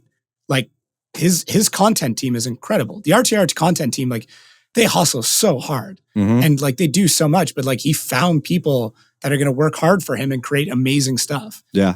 Like if you don't have a social media person or like a content person on your team, that should be one of your first investments in drifting. Or an Andy Haley. Get yourself a drift wizard. The drift wizard. Dude. His content's so good. He's blowing up. It's incredible. Like it's such a, I mean this in the most loving way because I love Andy and I've known him for years. It's such a dumb thing, but it's so perfect. Yeah. Like this hat. This is the dumbest thing ever. But I am 100% leaning in on this. And if you follow me on social media, you already know some stuff, but like, why wouldn't I? Yeah. Right. They're going to recognize you. You know, a lot of us are just a face if you're not used to seeing it. You know, I got my hat back there. You know, it's easy. Yeah. One of the things that in production concerts a long time ago, you got teams of 20, teams of 50 people working on a big show. And they're like, oh, who do I go talk to for this? Who do I go talk to for that? My boss would always wear a cowboy hat. And it wasn't necessarily if it was, hot out or not, but it's like, oh, that guy with the cowboy hat. Real quick, go to him. You know? Yeah. Easy to point him out. There he is. Go to him. And that was one of those things where it's like, you know, something that makes you stick out as an item. You know? Same thing with driving. That started off as my drinking hat. It just kind of made it into drinking. You're just drinking all the time. A little bit of Doc, a little bit of Tennessee honey. I just always get ruined when I jump into pools with it. They don't last very long. End of the night. Yeah, these are pretty similar. Although I'm working on a version that's a little more sturdy. It just disintegrates. Turns into. That's hilarious. Oh man. Well, we've already crushed out 2 hours. You get me on marketing. Like there's two things I'm passionate about, and it's drifting and marketing. So I get it. There's so many things. Marketing I talk about too all day because like trying to help everyone out. And push the new series, push the new things that we're doing. Before we get off, you know, let me just tell everyone, please do yourself a favor. If you like drifting and you want it to stay around, push it. Like post about it. Tell people about the local events that are happening. Even Formula D, man. Tell people you're going to a Formula D event. Tell them you're going to a Hot Pit Auto Fest event. Tell them you're going to a US Drift Circuit event, right? Your local, whatever it is, if you want it to stay there and you want it to grow, they all need your help. So we all need drifting to grow. Blow it up. Even if it's not drifting, if you just like freaking Vienna sausage and you want everyone to eat those suckers, man, blow them up. Because if you don't, it's going to go away. And you're going to be one of those guys that's like, oh man, I wish that was happening again. And you weren't one of the ones to help. It's not working. Look how many disappointed middle-aged men there are right now because of what's happening with drag strips. Mm-hmm. Let's not become drag racing. Like nothing against drag racing, but like people stopped going. Exactly. That's They're it. complaining, People but they weren't showing up. They're complaining, oh, I got to spend $20. Like, dude, a movie costs $20 now. Yeah. You know, you go sit at a movie for freaking an hour or two for $20. You won't go to the racetrack and spend $20 to $30. Yeah. You know, this is a lot of money. Just go to your local event. Yeah. Support your local people, whoever, even whatever if you're it not is. driving. Even if you're not driving. I know that's a hard concept to go to the racetrack, even though you're not driving. But like, if you're feeling called out right now, it's for a reason. Yeah. Oh, go to the track. I'd call them all out, bro. It's like one of those things that bugs me. People are like, well, I'm not driving, I'm not going. I'm like, that is a terrible mentality. Yeah. I mean, how many sanction bodies started and went away because they didn't have enough people show up? Yeah. You know, there's plenty here in SoCal that just burnt out. There's plenty across the country. So if you guys take anything away from this, I think it was like a huge educational 2 hours of freaking marketing for drifting. If you are that person, and if you're not that person, support that person, man. Freaking show up, spend a few bucks because that's what's going to make this whole thing go around. Yeah. And we all need it. Yeah. Dude, buying shirts, that goes a huge way. Like, man, that's been an incredible thing. If you guys aren't selling merchandise, you're messing up. Doesn't matter what level you're at. Grassroots. Yeah. I don't care. We have sold so much merchandise this year. Can't be more thankful of the fans who were down to buy that stuff. Thank you so much. But that's it's too easy not to nowadays, right? Have your own unique shirt, push it. Yeah. So, I agree. Yeah. Sick. Jeff, dude, this is awesome. Hopefully there's still people around and people got some stuff out of it. But I feel like we didn't talk about you enough. It became about me, which isn't my goal, but this means we get you back on. That's all. Yeah. No worries. You know what? You always do the FD discount. Why don't we do like a hot pit discount? We'll get $5 off if they stayed this far into the podcast. I love it. Right? So if you use, if you use FD podcast on the Hot Pit Auto Fest website, I'll give you $5 off for showing up if you made it this far in the podcast. Let's right? go. I got to go make that code now. You should, yeah. March 2nd, nice thing is, Irwindale. We can track that. We can track that too. Yeah, you can track that. Figure out how many. Yeah, exactly. Yeah, just more marketing stuff. Cool. We got to hang out more. Yeah, 100%. Cool. For everybody listening, thank you so much. yeah, for everybody watching, same thing. And Jeff, I appreciate it. Please, everybody go follow Jeff if you don't already. Jeff Jones Racing. Pretty easy. Check out the stories on FD weekends. I do it the whole time because it's great. So, yeah, and we'll catch everybody on the next one.